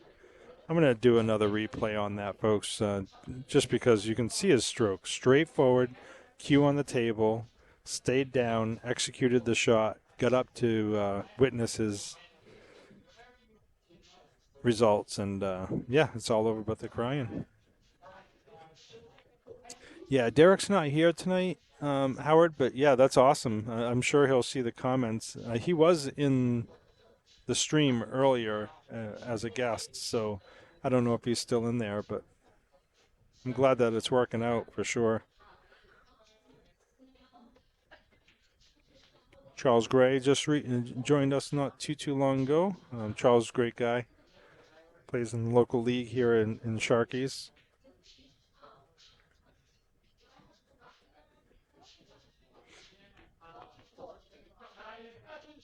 Great shot. Very nice angle. So, oh, actually, I'm sorry. I thought it was, well, I mean, it's a great shot. Don't get me wrong. Still decent to get on the 7. I thought it was going to come a little higher to the center of the table and basically give more natural to go down and up for the 7, but that's okay. Unless you do that. So that is an example of if he just stopped the ball, it would have given a perfect angle to go around 2 rails with follow and play the 8 in the same pocket. So he really is working the cue ball much, much more than he needs to. He's basically making it more difficult,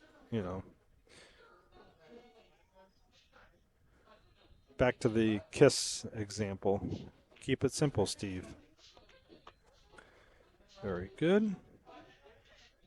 Rachel may need to grab the bridge.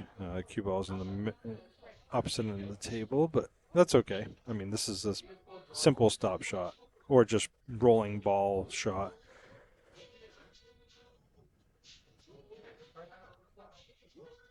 Things I used to do as a drill back in the day when I was learning, just try and pocket the ball so the object ball just trickles into the pocket. And that way, if you ever need to slow roll a ball and not follow it in the pocket with the cue ball, you'll know your exact speeds you need. All right, ladies took the next one. So we are looking at a 4-1 race. ladies are on. Oh no, I'm sorry. It's not a race to 5, race to 7. So 4-win race right now. They're a little over halfway. So there we go. Bless you.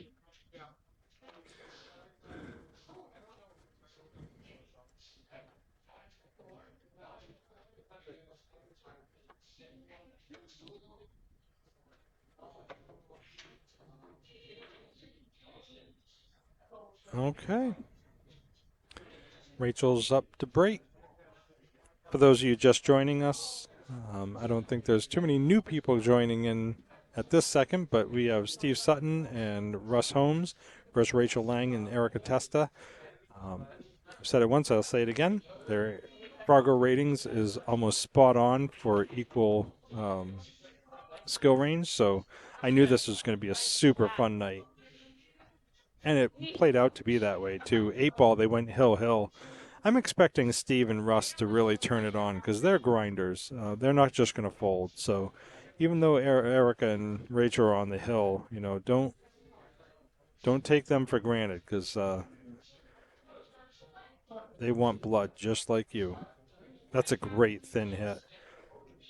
They will have a look at it, a little peek of it, but you know, she left it full table, so I would probably bank this down the pocket near the 9-ball. I mean, that wasn't a bad shot either. Again, added separation, left it towards the middle of the table. This is no easy shot for anyone. I'm wondering if she plays it or if she plays another save. Okay, she's looking at a save. So what she just looked at is to bank the 1 to the middle diamond and then send it back up table to where the chalk is on the right side of the table. So basically it's a bank shot, center of the end to center of the end, and then the cue ball should drift down towards the 5-ball for a safety. Boom, boom, go, go, go, go, and that's all she wrote, folks. That was a great execution. Great shot. See if I can get a replay in real quick. Ooh.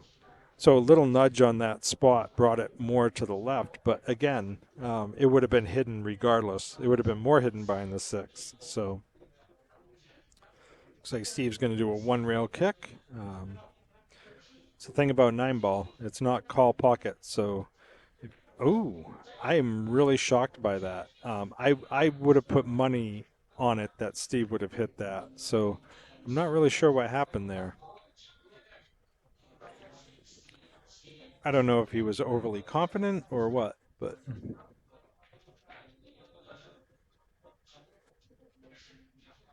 You like the combo? Okay. You're cool.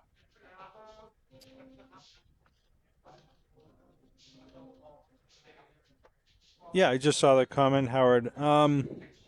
Yeah, let me. I'll get back to you on that.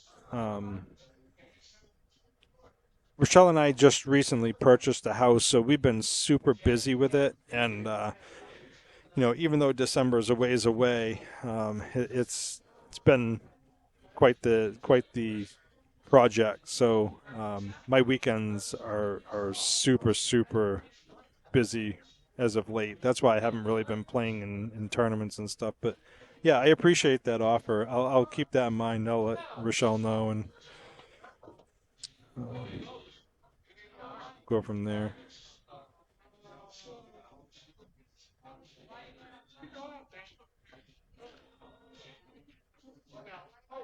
Yeah, this is a great shot. So I would follow this down, just go 2 rails behind the 5 and back up. Looks like she's got enough angle to do that. So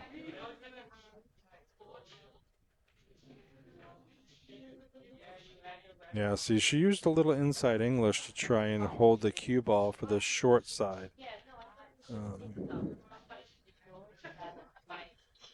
Yeah, will do, Howard. Thank you.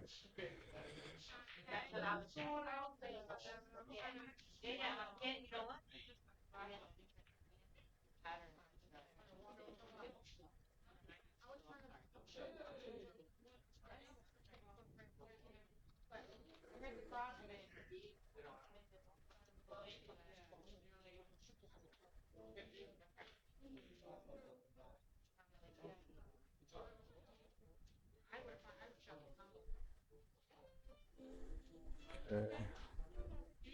So it looks like he's got follow. So he's probably going to go inside English and play 2 rails. Yeah, that's exactly what he did.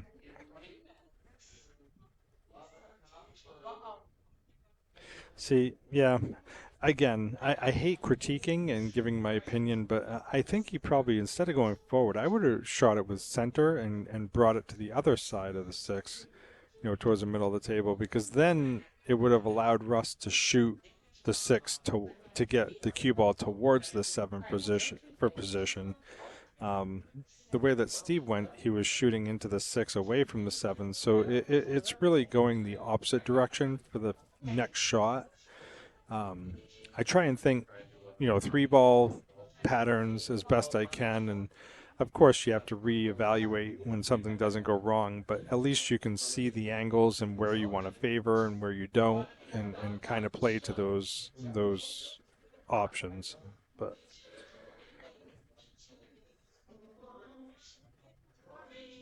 I'll be guilty to say that I never just went for a feel-good shot either, don't get me wrong. That's the thing about pools. It's so fun, and there's so many different ways of playing. And if you're playing really well and you're in stroke and you're doing everything the way you should, it actually gets boring because there's no flair, there's no excitement. It's just look at the pros. It just looks so easy. They just make shots, get on the ball with the right angle, make shots, get to the ball with the right angle, and it's impressive as a pool player because you know what skill level is required, but as a average shooter or just somebody getting into it, they look at it and be like, yeah, this is boring. But when you see people doing masses and jumps and caroms and crazy wild shots, it's like, wow, this is neat. And that's what really gets people's adrenaline going sometimes. That's a great shot. Let's see that replay right there.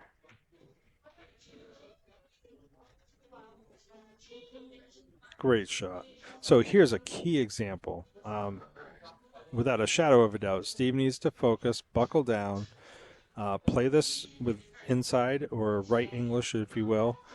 Just focus on making the ball. Cut it in and go around 3 rails. It's 100% natural. Don't try and force it. So I think the right English is what overcut that ball to catch the point, just enough to bobble it. So here's a shot for Erica. Go rail first, long rail first, and let the cue ball travel around the table 3 rails.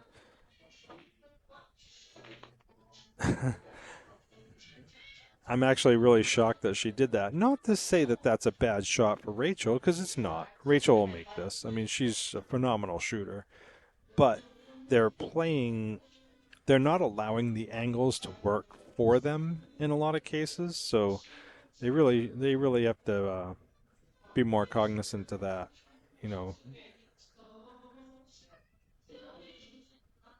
These are just the little things that if they changed and tweaked in their game, they would excel, without a shadow of a doubt. Not that they haven't already. So great shot. So, yeah. So the ladies took the second race.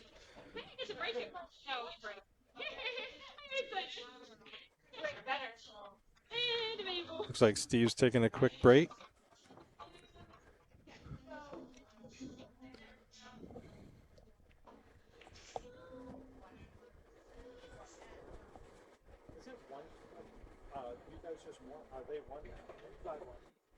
Okay. Yep, 5-1. So I'm not doing the scoring. No, they're doing it here. It feeds into you. Okay.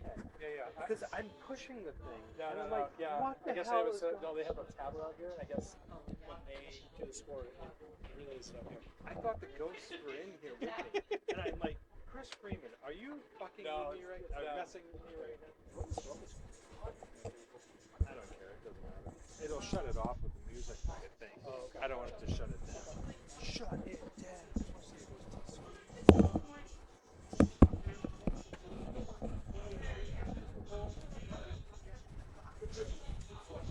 All right.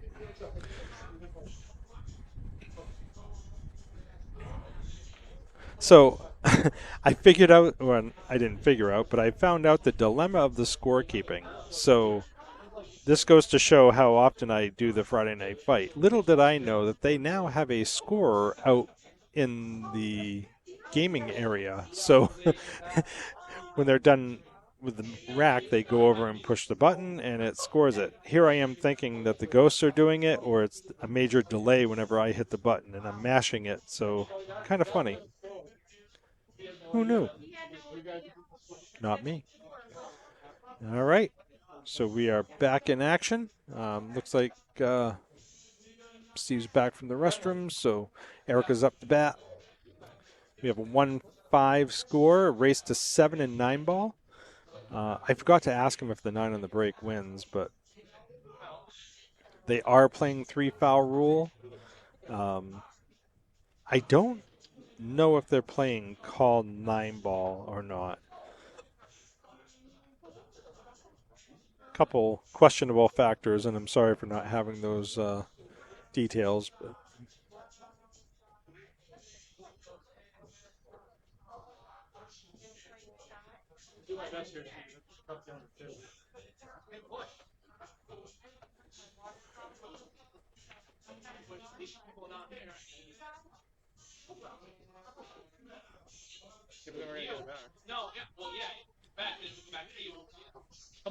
so this is the opening break, of course. So for those of you who may or may not know, he does have the option to call a push out, where theoretically he can shoot the cue ball anywhere they want, with the exception of inside the pocket. You don't have to hit the lowest ball first, and the opponent has the option to take the shot where it stops or shoot it, let them shoot it again. So, oh, can he see it? Well, I'll be. See, I didn't even realize you could see that. That was a great shot. Just goes to show how the camera angle's a little bit off. The fact that he could see it, I'm surprised he didn't use a little bottom. Unless he had to spin it a little bit, that could be why he shot it the way he did. But I don't know.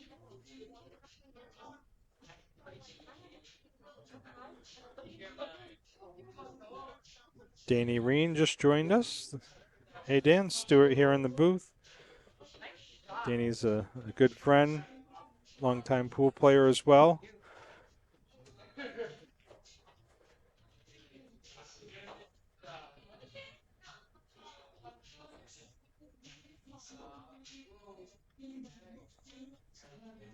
So that's kind of a precarious situation to be in. I mean, she could either play the combo, the 2-4 combo.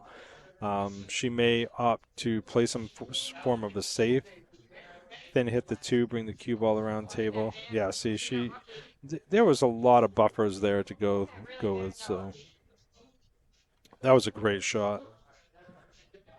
I don't know if she was intending on going off that second ball or not, so whether it was a little bit of a luck involved or if it was purely intentional is beyond me. But either way, it doesn't matter because the result was exactly what she wanted. She made the ball with a shot. Looks like Erica's got a little bit of an angle here. Hopefully she can just stun it and slide it up for the 3 in the top right corner, which is exactly what she tried to do. I thought she made it when she hit it. I spoke too soon. So we have 15 viewers. It's dropping a little and raising a little. So please like and share, folks. Thanks for taking the time on your Friday night to join us. I know Fridays is rest and relaxation after a long work week, and some people just don't want to deal with that and watch games and this and that. But taking the time for us means a lot. So. Looks like he's going to hook around. Ooh, he tried to hook it around that 8 ball, but he just caught it, just clipped it. So I think Rachel's going to put this on the short rail and just a play to get the cue ball up past the middle of the table to play the 3. Yeah, right where she put her tip. Yep, that's exactly what she's doing. Good. Now remember, they still have that 5 ball to contend with, so, wow, she short stroked that.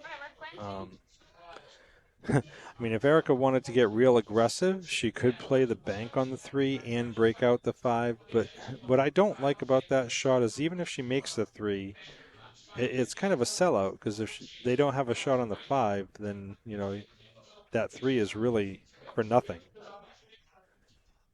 Exactly what I was saying. I mean, Rachel's got a great opportunity to stop the cue ball just to drift it behind the 6 for a save. Ooh, looks like she's stretching, though. I don't like that. Lose a little bit of control. See, she was stretching and she kind of poked at it, and it nudged that 6 ball out, which gave them potentially a shot on the 5. So, yeah, Katie, they're shooting. They're all shooting very well. I already knew it was going to be a great matchup tonight. So. Natural angle to go up and down table here. Just got to worry about that 8, but aside from that, I guess there's more that they have to worry about considering the corners there, but they avoided it, so that's the important part. So here's a fun shot. I mean, what I would do here is inside English, which is right, and just go 2 rails and spin it up to the middle of the table for the 7 in the bottom left corner. I'm sorry, the bottom middle pocket. See, he's jacking up. He's never going to get it to travel that way. See, remember what I told you folks in the beginning of the night? He went across the angle. If he had gone 2 rails, he would have been going with the angle of the shot to the 7. So by going against the angle, it just increases or decreases the level of accuracy for a position. Hopefully I'm explaining it well, but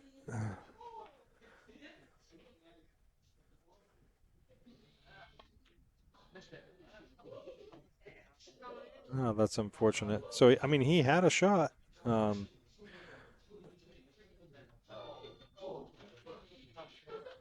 So because of the 9 balls there, I don't think Erica will run it 2 rails. She'll probably use bottom left and bring the cue ball back to the middle of the table just to avoid. Oh, I stand corrected. She did use running English.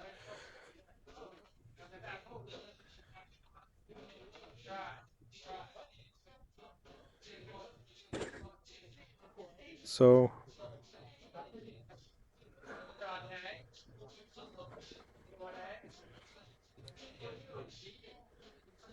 I mean, Rachel has a shot, but it is a tester because she's really got to use a lot of spin left English to spin it up table. Okay, she elected to play it a little safer. I probably would have done that as well. Now, even though she left Russell with a possible shot, I mean, it's definitely no hanger. Full table, pressure shot. The ladies are 5, they're 1. So, they need to buckle down and really gain their composure and focus on getting out because this is going to be a huge game right here. So he missed it on the A player side, as we call it. Overcut it, although the cue ball did come up further than I would have wanted it to, but it's like Erica's up.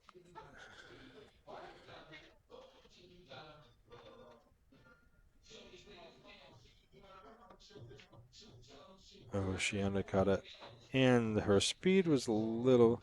I mean, it's almost the same shot that they left Russ and Steve, but opposite side of the table, so we'll see.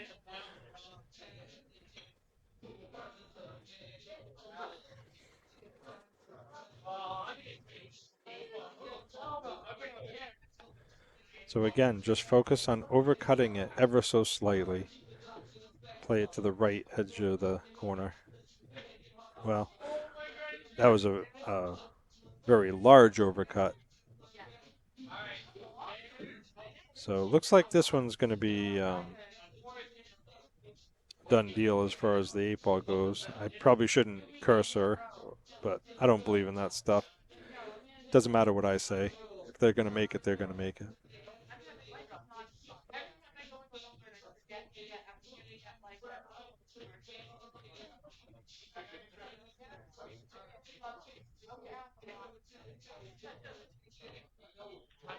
There you go.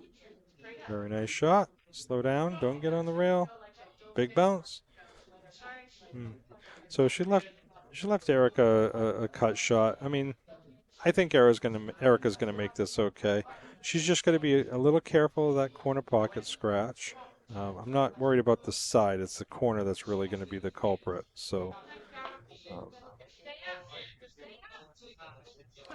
yep, there you go. Good shot. She was about to ball off. No problem, Erica. Good job. You know, anywhere but there was great. That sounded sarcastic. It wasn't, I promise. All right. Rachel and Erica, 6, and Steve and Russ, 1. Ladies are taking it home here. You guys got to really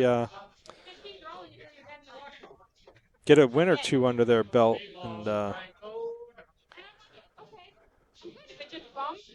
actually, theoretically, they have to get 6 wins under their belt.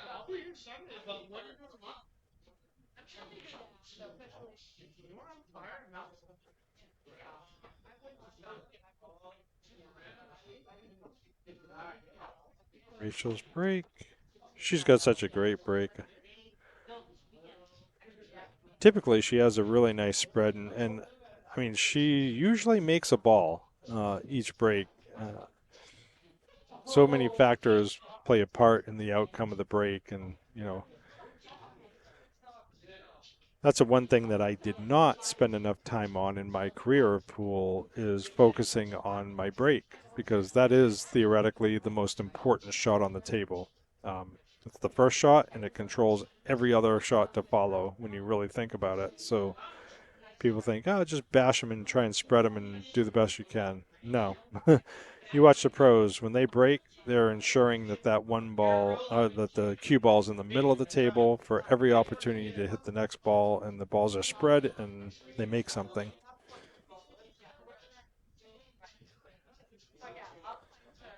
Crystal Lynn joining us, rooting on the ladies. Hello, Crystal. Thanks for joining.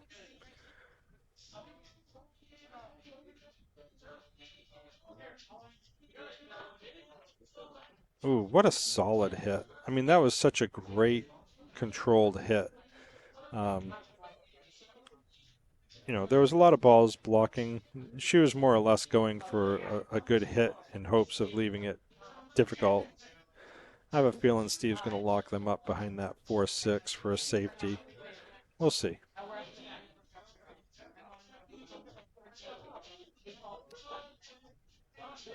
Well, he didn't leave it hanging. I mean, they can see it obviously, but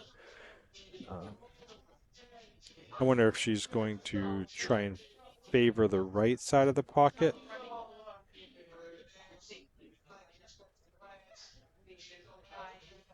Not sure what she's going to attempt to do. She may just go full on safe, but again, I don't really see one here.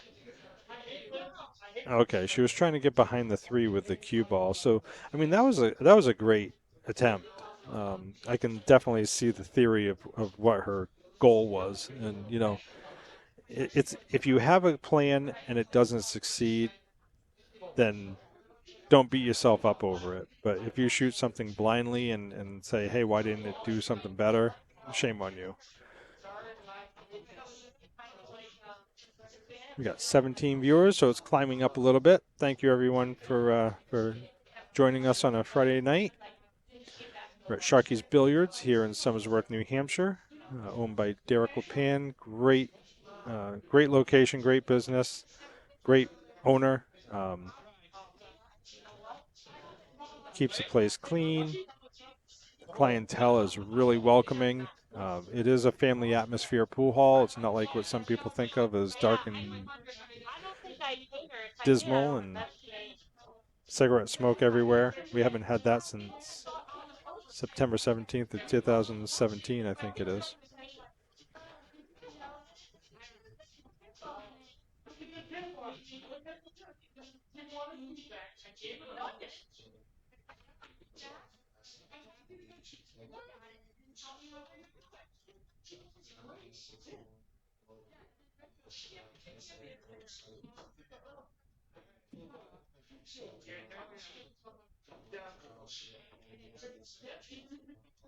So I think she's probably going to go for this bank. Yeah. She didn't make it, but I mean, I'll give her credit for trying that. I don't think that was a sellout shot. The cue ball was pathing that way anyway, and with the proper speed. I mean, she did hit a little harder than I would have, but with the proper speed and everything, she had a good chance of blinding them too. Steve's probably going to cut this in the side. That'll give a great angle to get the cue ball back down table for the 3. Just don't hit it too hard, Steve. See, he shot it with some good speed. I mean, it worked out for him. That was actually pretty clever to use the top rail. I assume he put the English to do that intentionally to avoid hitting any of those balls. I probably would have gone the other side, but that doesn't mean that was the right way to go. I'm just saying that, everybody's got their own perspective of which direction or which thing they want to do. So that's unfortunate. I mean, he made a good shot, just didn't think it through enough, that's all. Just focused on making the ball and not so much on where the cue ball was going to be after. So Steve's going full on masse. Oh no, he's jumping it. Sorry, he's jumping it.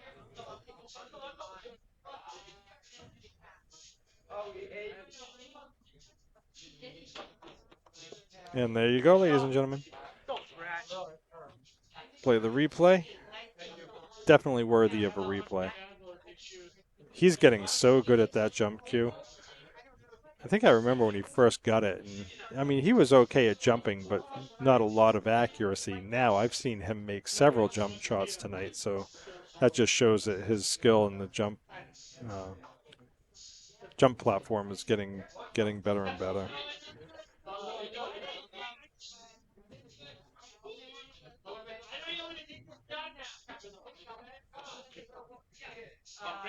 That was a fantastic play. I saw what he was trying to do there.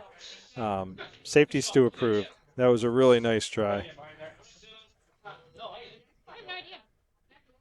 So, I mean, this is a shot where it is a very touchy shot, but I would actually play the exact same safe back to them. So I would then hit the top edge of the 5 and try and bring the cue ball around, and get it behind that 6 ball. But again, it's a very, very touchy shot because it's such a long distance. Ooh, that double kiss actually helped her out quite a bit. So, definitely worked out. Again, not really what she intended to do, but hey. Warren's joining us tonight. Another fantastic player. Warren's one of the house pros here. Extremely highly skilled. Always a pleasure watching him shoot. His stroke is spot on. That's a great hit. Great hit. So although they can see the edge of it, it's definitely not a hanger. So, I mean, the benefit to this shot is the 6 ball's in front of the pocket. So if they go for the shot, the cut shot, if they make it, oh, okay, they just elected to play a safe. That was a smart play. The only thing I don't like about that is because of that 6 ball, it does leave it open to locking them up. But I suppose if they tried to cut the 5 in and missed, it would be a sellout shot. So it's really half one, 6 half one dozen of another,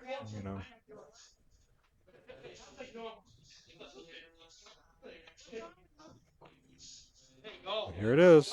Look at this. What a shot. That's worthy of a replay, folks. So, yeah, that's a Loctite. I mean, she's in jail. This is going to be a very, very difficult shot to get out of. Don't get me wrong. If anybody can do it, Erica can. She has a great eye for the game. She knows the system. She knows the rails.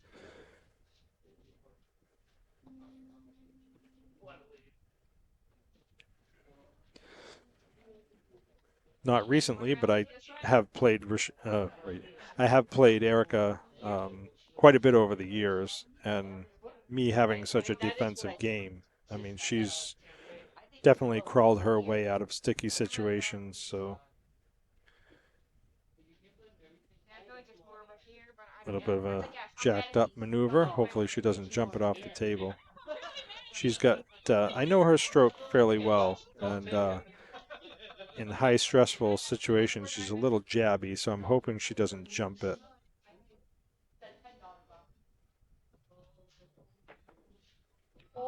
What a hit. Look at this, ladies and gentlemen. Oh, I thought it was going to go in. What a great hit. That's worthy of a replay. Oh, if she hit that just a fraction off, it would have made it. What a fun shot that would have been. But it was still a fantastic shot. Don't get me wrong. Made a great hit. She did what she was intending to do, and that's all you can ask for.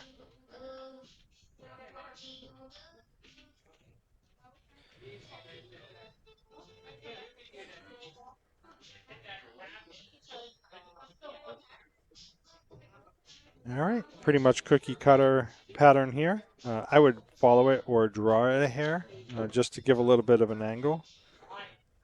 When I say a hair, I meant a little more than that, but I should have spoke louder. So he does have an angle here. I mean, left English, just shoot it almost like it's straight and give it a nice stroke. Don't force it. I mean, he's got a very firm stroke, and sometimes I wish he'd take off from the speed and add to the follow through, and that will really help to finesse the cue ball to react more. That was a great shot. I liked it. I liked it a lot. You know, he avoided the side. He got up to the center table, gave Russ a great shot for an out.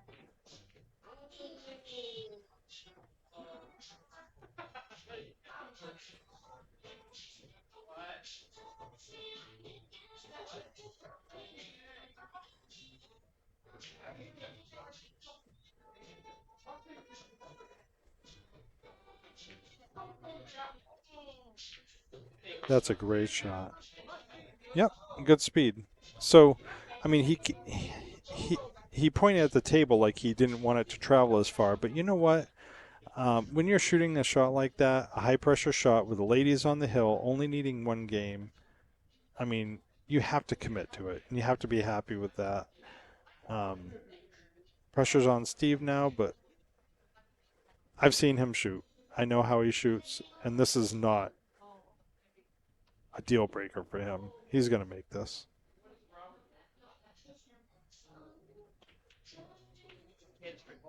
Or not. Let's see what the turnout is. So, you know what? He left them a tween. The lady's a tweener, so it's not a hanger by any means. I mean, they have two options. Either A, go for the cut, or B, play it safe, right? So offensive or defensive. The only reason they go offensive is because, let's face it, they are on the hill. But with that being said, this is where you have to be careful about getting lazy with your choices, because all it takes is a little glimpse of hope to get people energized. And I mean, I can tell you personally, there's been so many times where I've been down, the other person's on the hill and I've nothing, and I've come back and win. It's work. Nobody likes to have to do it, but if it wasn't work, everybody'd be doing it. All right. Good job, gentlemen.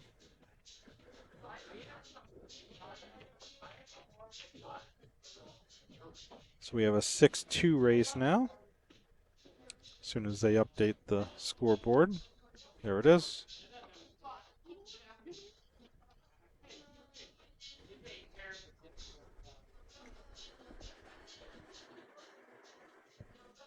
All right. So we are at 17 viewers. I keep forgetting to hit the advertisements. I'm so sorry, guys. We cherish each and every one of you, just so you know. I'll do a quick showing.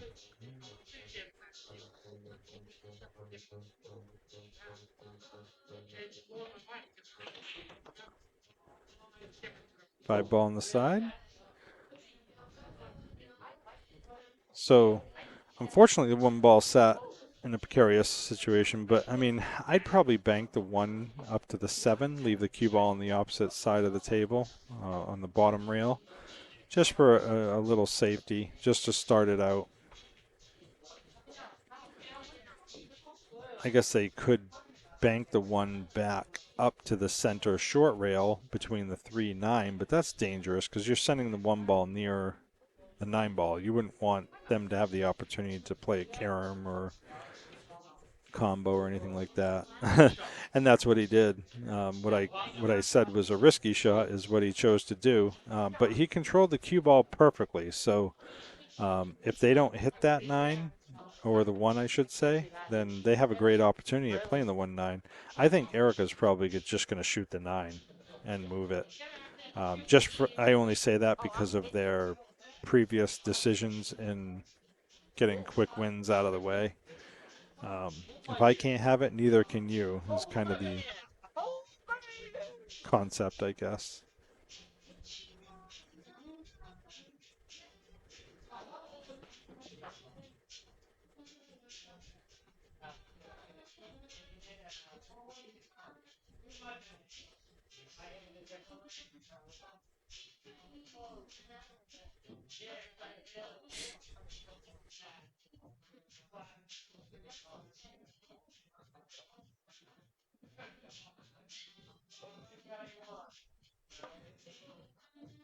What a hit. I mean, that was full in the face. That was a great hit. Let's see if I can catch it. Yep. So, yeah, that was a great hit. Good job, Erica. She's so good at figuring out those kicks, diamond kicks and rail kicks. And she has her systems, and I have my own. And we kind of chat about it when we play sometimes and compare them. And the end results are usually the same in most cases, which, of course, is hit the object ball. Ooh, that's a nice shot. That's worthy of another replay. Why not? A lot of left-hand English, right-hand English, I'm sorry. Came off the rail, tucked it in. Let's see what Rachel's going to do here. Looks like she's opting to go 2 rails. Yeah, this is a good save. I mean, I would almost think about playing to the short bottom corner and going 2 rails to the 1 ball that way. So in other words, going around the 2 ball. Because this way she's pathing away from the 1. Oh, she tried to do an Efren Reyes shot. She tried going Z-bank to kick it. That would have been very impressive if she had hit it. That's a tough shot. Curious what they're going to do with that 2 ball.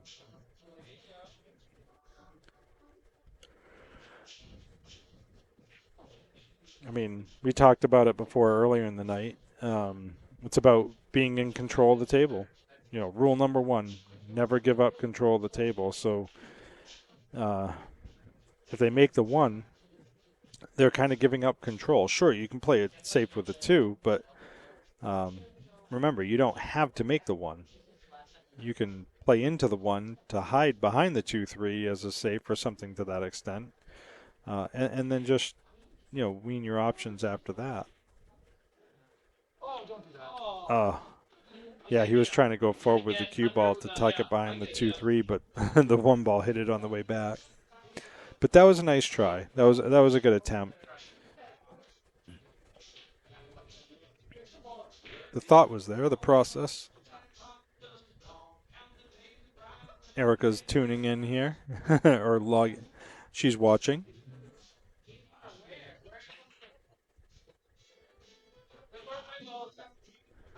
So I think this is one of those scenarios where, I mean, do you play the 9? Do you call the 9? I think he may have, but the problem with that is if you call the 9 and break it out. But yeah, he was playing full on safe. I don't know if they can see that or not. Let me check another camera angle. Let's just see what's going on here. Ooh, I can't tell if that can go. Boy, that's so tight. And these diamond pockets are not forgiving. They're super, super strict.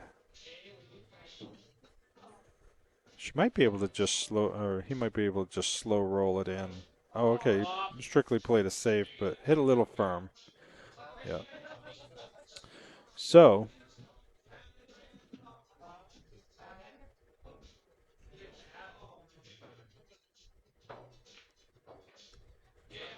boy, I hate that camera angle. Sorry, Chris. I don't like this one. It's funky.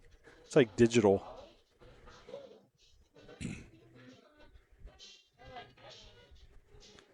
That's a great shot. Very simple, but effective. I would have liked to have seen her like a quarter of a ball more rotation, just to lock it on that 8 to take away other possible scenarios. But you know what? That was a very well executed shot.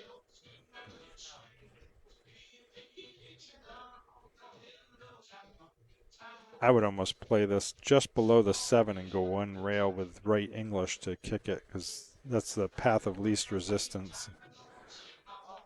But he made a great hit. Unfortunately, the result isn't what he was expecting or wanted, but it was a great hit. So you got to give him credit where credit's due.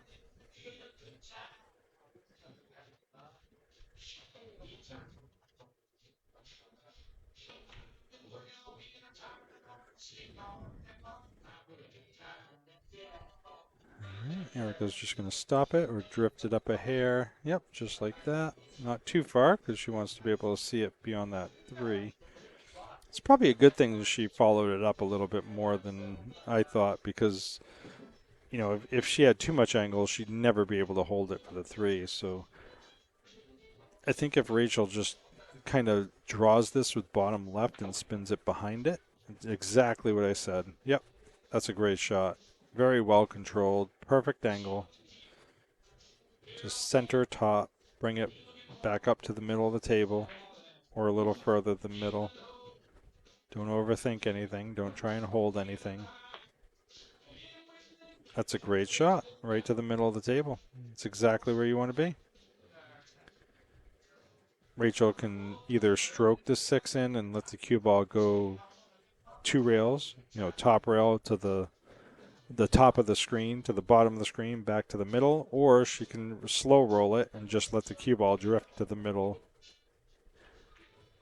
She stroked it. Yep.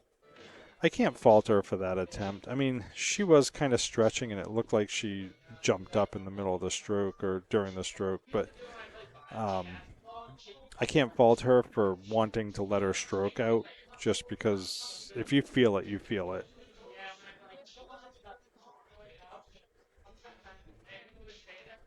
So here I would graze a very thin hit that 6 ball on the left side from where you can see it on the screen with right-hand English on the cue ball and just spin the heck out of it up behind that 8-7 for a safety. Lock the ladies right up. Put him in jail again. Yeah, he's hitting it pretty full, so he might be doing the same concept, not trying to hold the 6. Yep, that's exactly what he's doing. It's a great shot. He came up a little short. That's too bad. It was a perfect attempt. You know, just a little bit short on the execution, but you got to give him credit.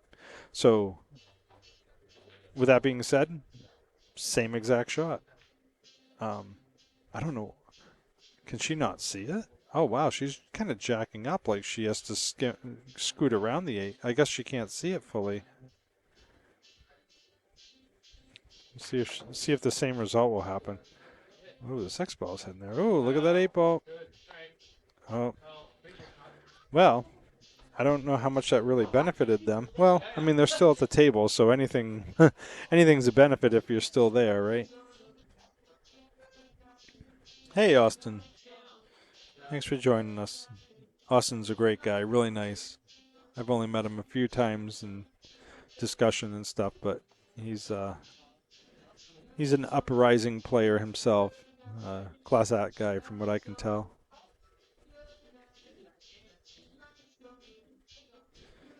So this is where I would basically hit the 6 ball on the right side fairly full and just bank the 6 down to the middle of the short rail and put the cue ball behind the 7 for a safety. It's really, I hate not to sound arrogant, but it's actually not a very difficult shot to execute. You just got to focus on the speed of the cue ball. Even if the 6 doesn't go all the way to the end of the table, yeah, see, she's looking behind the 7. That's exactly what she's looking at. Kudos to Rachel for seeing that. I mean, she's a great shot, so I'm not surprised that she would have seen it. Oh, Rochelle's back. So, yeah, that's a great speed. Good for you, Rachel. Yeah, I couldn't be happier to see that. That was such a great execution. Well thought out. Took her time.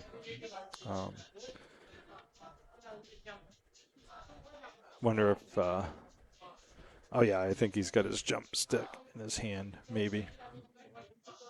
He's so tall, it's hard to tell if he's got a jump cue or if he's got his playing cue. Sorry, Russ. He'll watch this back. Yeah, I think that's his jump cue. Going airborne.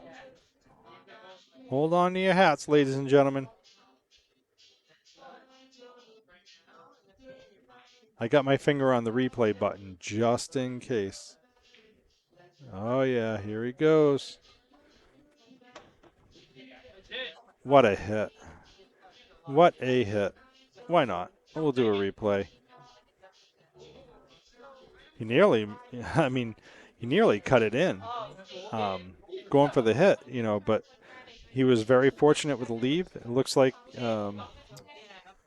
Erica's blinded by the 9 ball, so I don't know if she can make that right in. Yeah, see, she can't quite cut that in. So this is really the most difficult shot both players have had for a safety opportunity in this rack. So I wonder if she's going to try and bank the 6 ball 2 rails up to where she is now with English and leave the cue ball down there. Oh, okay. Wow. Nice try. Boy, if it didn't hit that 9, she would have left him behind the 9 ball. So Steve Sutton, death is up to bat. He has opportunity. Again, do not overthink of it. No, do not overthink it. If he just plays this in the top left corner and just plays at pocket speed and lets the cue ball drift, but I think what he's probably going to do is hit it fairly firm and make the cue ball work all the way around the table, and usually that's where you run into trouble. Keep it simple.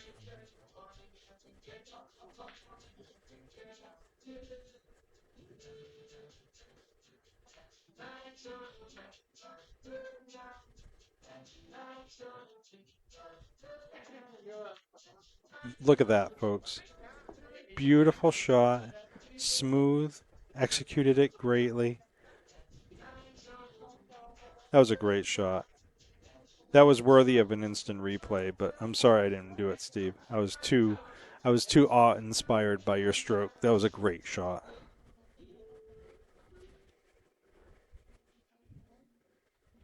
So I'm not sure if Russ is going for the shot or not. I probably would, and I'd play it short to the left side of the pocket from where you're viewing. That way, if you miss, it'll leave it safe. But if you make it, I mean, you get the 9. So, oh, okay. So he's playing a safety all day long. That's a risky shot. There was a lot of margin of error on that shot. So I probably would have played a more conservative safety, like a combo safe, like meaning play the shot but play it in a way where it would leave it safe if I missed. So, but hindsight's 20/20, as they say. The ladies won 8 ball.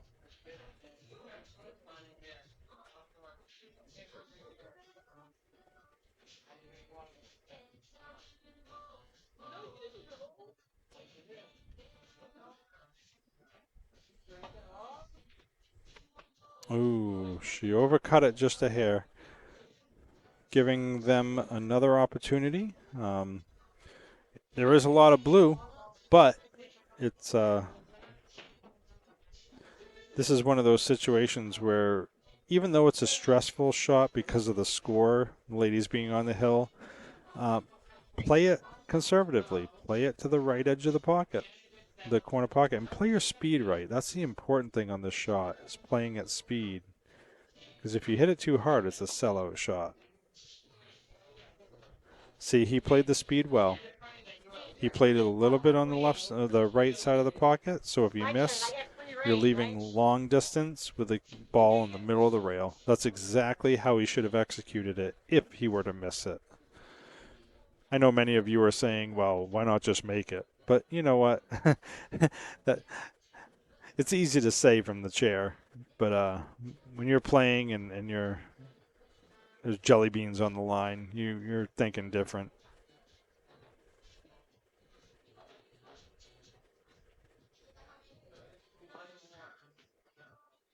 See, she favored the other side, played it long. I would have liked to have seen her put a hair more English to get the cue ball to spin more towards the 9. But with that being said, it was still a great execution. We'll see if Russ is feeling it. I know he likes to cut shots. Nope. He's feeling like he wants to play it conservative, so that's a good shot. I think they're going to return the safe. I think Rachel's just going to bank it to the top rail and send the cue ball back down to the bottom rail for another return safe. They're playing very smart, and they have to. Yep, that's exactly what she did. She probably played the best speed out of most of them. She did hit it a little fuller, I think, than she wanted to, because she wanted the cue ball to be more behind the 9 to give any opportunity out. But I wonder what Steve's going to do. I love back slapping these, but I know it can be slightly risky, but there is a method to my madness. And he backslapped it. What a shot! Get by that. Oh! You know what? That was a nice try. That was a heck of a try. I love those shots. I play them all the time. And when you play them enough and you get more consistent, they are deadly. Okay. There's Erica. What a great shot, Erica. I know that was easy for a lot of people, but you know what? In high-pressure shots and situations like that, that's not always that easy. She stroked it very well.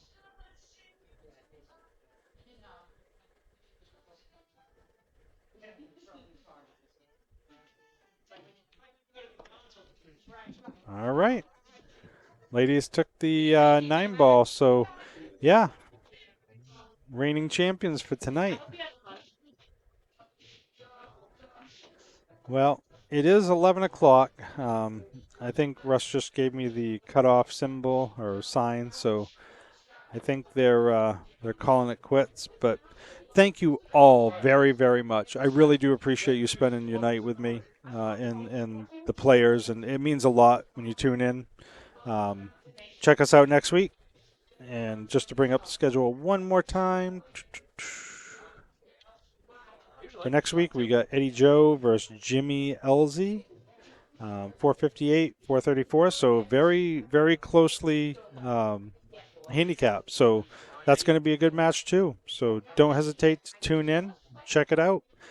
Come down to Sharky's. Check out their new room if you haven't been here. Tell Derek that Stuart sent you. Maybe he'll give you a discount or something. He didn't tell me to say that, but come on down and check it out. Great place, great people, great food, great game, great night. Good night. Sorry, Russ. What's that? Sorry, I didn't play well. No, I know, but I just, yeah.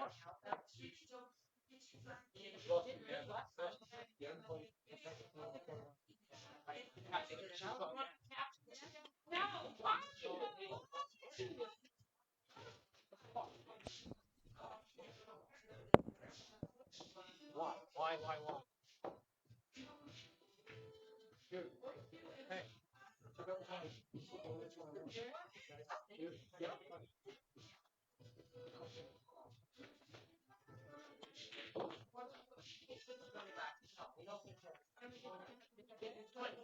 25. Yep. That's pretty. Wow. It's like $10,000. What is it? No, it's like Dude, look at those. Look how many fucking points. Look how many points. That's a lot of yeah, points. it's all real silver, real ivory. Yeah. So what's the weight? Is it heavy? No, it's not. It looks heavy, but it's Billy. That's not it. Did it come with that stack? So no, I won that one in a raffle down. Remember we were down at the net? Remember that tournament down at the net? Dennis I went on. That's Carlton Beach. Carlton Beach. He did pretty good stuff. But he bought tickets for the raffle. You could win 2 fielded shots.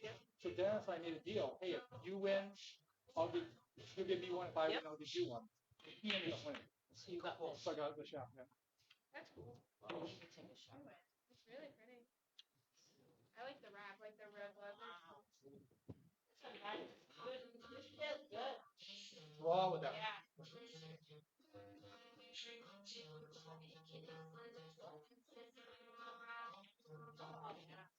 Wow. How do you ever miss? It's really, I actually find it pretty easy.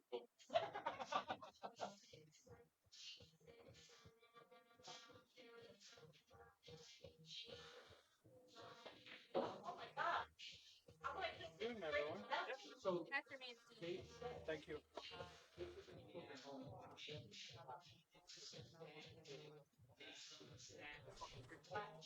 You know what? You were shooting well.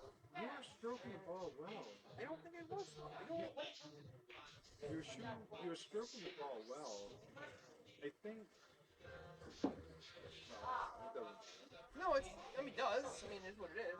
I don't know. I don't know. I was shocked. I was like, Q doesn't make it better or anything like that, but I should have missed that. for killing. The level I'm at, like, I feel embarrassed. That's a keyboard. Accomplished so much in so much time, Steve. You should be proud of yourself. And I preached you in the stream because I truly believe that you're the best advocate for your game in this game, and you put the time into it. What I think you need to, I was the weakest out of the fourth, honestly. what you need to do is, what I've noticed you in your stroke is when you're shooting, you're confident, you're on, you can try any thing. The problem is you get overly confident Yeah. and you don't stroke. Sure, of course. Now you're forcing yourself I charge $20. a little bit. Huh? I don't know. Still alive. Signed is 30. Oh, yeah. But you know what I mean? You're shooting great. What happened to, it just walks up like that. I got Yeah,